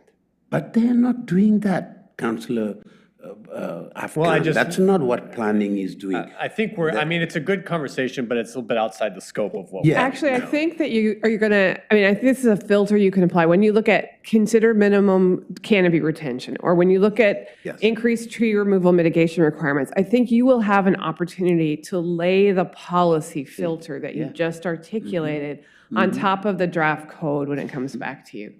I don't think any of these topics achieve policy objectives until you actually see the language in the draft code and then debate whether or not it's moving you as a council in the policy direction you want to go. Right. So the opportunity to have that conversation is definitely presented here. But you guys haven't adopted code yet. Yeah. At the beginning. Right.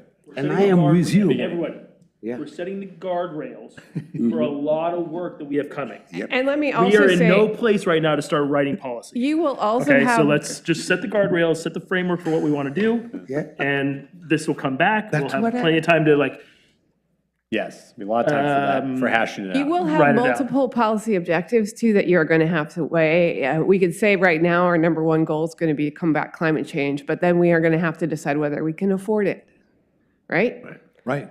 Or whether it's practical. So I would not recommend any of you tonight lay down and say, this is my sole policy criteria on any topic on this, because I think the reality is you're going to have policy trade-offs that. But write it down because you're going to want to remember it for later. No, and I agree with him. I am with you. I will vote for you for combating climate change. Yes, But that's great. I think the city manager said that we need to simplify and be able to execute on our goals. When I read how many pages of action items we will have if we go this direction for the city manager, it's like, that's not attainable. We can't fund it. But that's why I was suggesting we need to step back and look at the big picture. If that's the policy, I'm all in, there's some and we have to these fund are it. just There's no, conversations, like, and they don't playing become around. the policy and Come on, action guys. item, I'm okay to stand down. One of the things that was talked about in the report that I didn't see then in the code things was the increasing the permit types that require mitigation. Is that, okay, we have that in there as one of our intended actions? Well, we debated this because it is a little bit, it is difficult.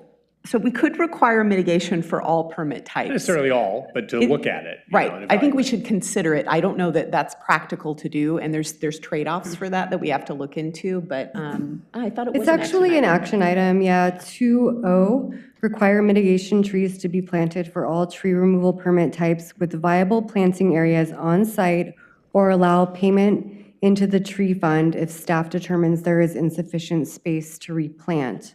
And I'll also mention that action item 1G is a short-term action to establish guidelines for utilizing the tree fund for tree planting care and a program to support tree giveaways to private property owners, such as the Westlake Homeowners Association, who lost all the trees in the storm. Yeah, lots of good uses for the tree fund. Okay. So, and part of this, I would love to hear more of the weeds from your departments to find out logistics of implementing code, because I think that will help us. We can sit here and be all theoretical, but reality is reality. And I guess, you know, from an arborist standpoint of view, obviously you have an expertise, but you also have the practical experience of going out and looking at all this field work that you're doing. And I think, you know, Jessica knows from the front desk, all the permitting processes and so on. That's the kind of thing that I think we need to have feedback as well on, because it's part of the urban forestry plan I think is separate. But when we get into tree code, which I agree, tree code is part of the forestry plan, but I think we're taking the ball, or our eye away a little bit from the ball to say, how are we going to manage our forests? And that's where I think we need to be concentrating on. And the tree code is, as the mayor said initially, we're not doing the tree code in the forestry plan per se, right? We're going to do that as a separate issue. But that's right. I do think we've talked a lot about trees in the tree code, and we've talked maybe not enough about some of the, I think there's a lot of rich material in here about forestry management that is important. So yeah, absolutely. And to Councilor Afghan's point, what is the big picture? What's the why?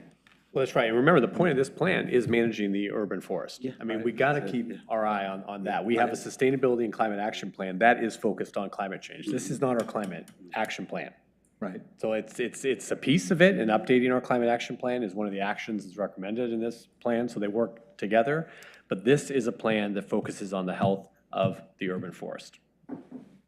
Right. Okay. Great discussion. I hope that we gave you all the feedback. A lot. That you needed. Thank you. We're coming back in May. We can't wait. Now, have you, there was lots of good feedback given throughout this process, and I want to thank all the stakeholders and groups, our consultants. Abby, thank you for being here tonight and for the work that you've done with the community throughout this, this process, the boards and commissions for weighing in. I can tell that people have put a lot of thought and have given a lot of consideration, you know, to all these factors. And it's a big plan to read through, as we all know. So we want to thank everyone for giving their all of the energy, and especially those who are the closest to our forest, who really have good technical knowledge, you know, on the ground knowledge, who work day in and day out. Those folks have provided lots of good insight that I think has been invaluable to this process, and we certainly thank them. And I just want to make sure that we are, the board and commission feedback and feedback from community members, you are giving it all due consideration as we go through different iterations of the plan. Yes, that will be reflected in the next draft that you will see in May. Okay, no, that's great. And it's always great to hear how you incorporate it too, because it's, you know, people put so much time into it. I think they like to see that the results manifested, and, you know. Are we in line with everybody or not? There were similar comments, but this was far more in depth. Yes, Why we're city councilors. that's right. Make sure everyone We gets have all kinds of their time. money worth. Yeah, that's right. Okay. Thank you all very much. And you are Thank paid, you. and you are paid more. Thank you. Yeah. Our volunteer wage is a lot higher than boards and commissions. Get what you pay for. All right, so it's time for information. Good discussion, everyone. Thank you. It was great. It's hard to work through sometimes those big documents, but you all did a good job. Information from council. Councilor Raff. Yes, we met today, the audit committee, to discuss the audit of our 23-24 finances of the city. As I'm sure you're very shocked to hear, we came through with glowing results and from Marino and Company. Massive congratulations and thanks to Brad Stevens and Sean Cross. So without them and their stewardship, financial stewardship, we would, I'm sure, be like a lot of maybe some of the other cities that we heard horrible stories about that may not be the most on the up and up like Oswego is. So we're in great financial shape. That's great. Good. That's good news. Better. Councilor Corrigan. Counselor Burdick, actually. Oh, Councilor Burdick.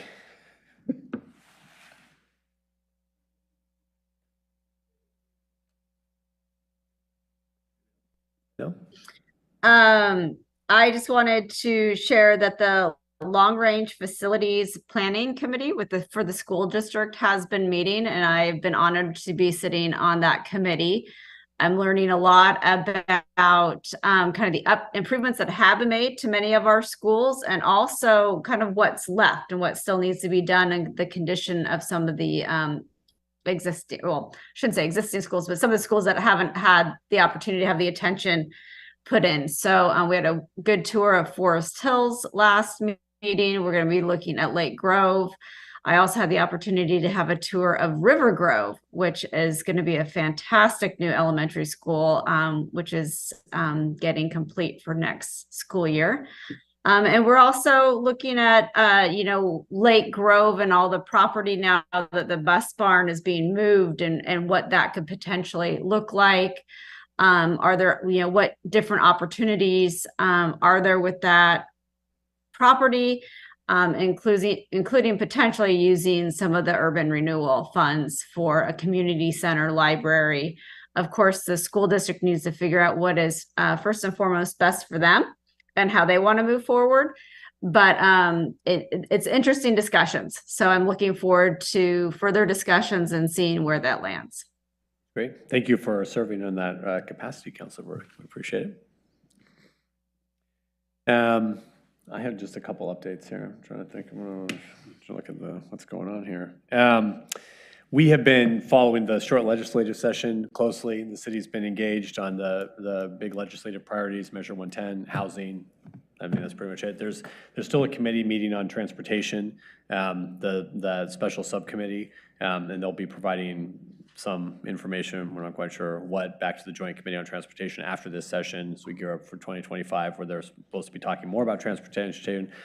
Right now, I'd say a lot of the legislature does not want to talk about transportation because they're looking at that as a 2025 issue, not a right now issue. But of course, for Clackamas County, it's a big issue that we're still paying a lot of deep attention to in cooperation with the county itself and the other cities. I know the police chief went down and testified. He testified in support of Representative Wynn's bill to form a committee for e-mobility or electric micromobility. Yes. Look at e-bikes and scooters and Yes. such, and what are the regs around that. Which is great. The Metro mayors have been engaged on the housing topic. We went down the other week and met with a wide variety of legislators on housing and Measure 110. So as we can read in the news, all those things are continuing to be worked through, often behind closed doors. Not like our meetings here. Wow. Public officials having a little bit different. A little bit different in the legislature. Closed door meeting, you can't do that. I thought.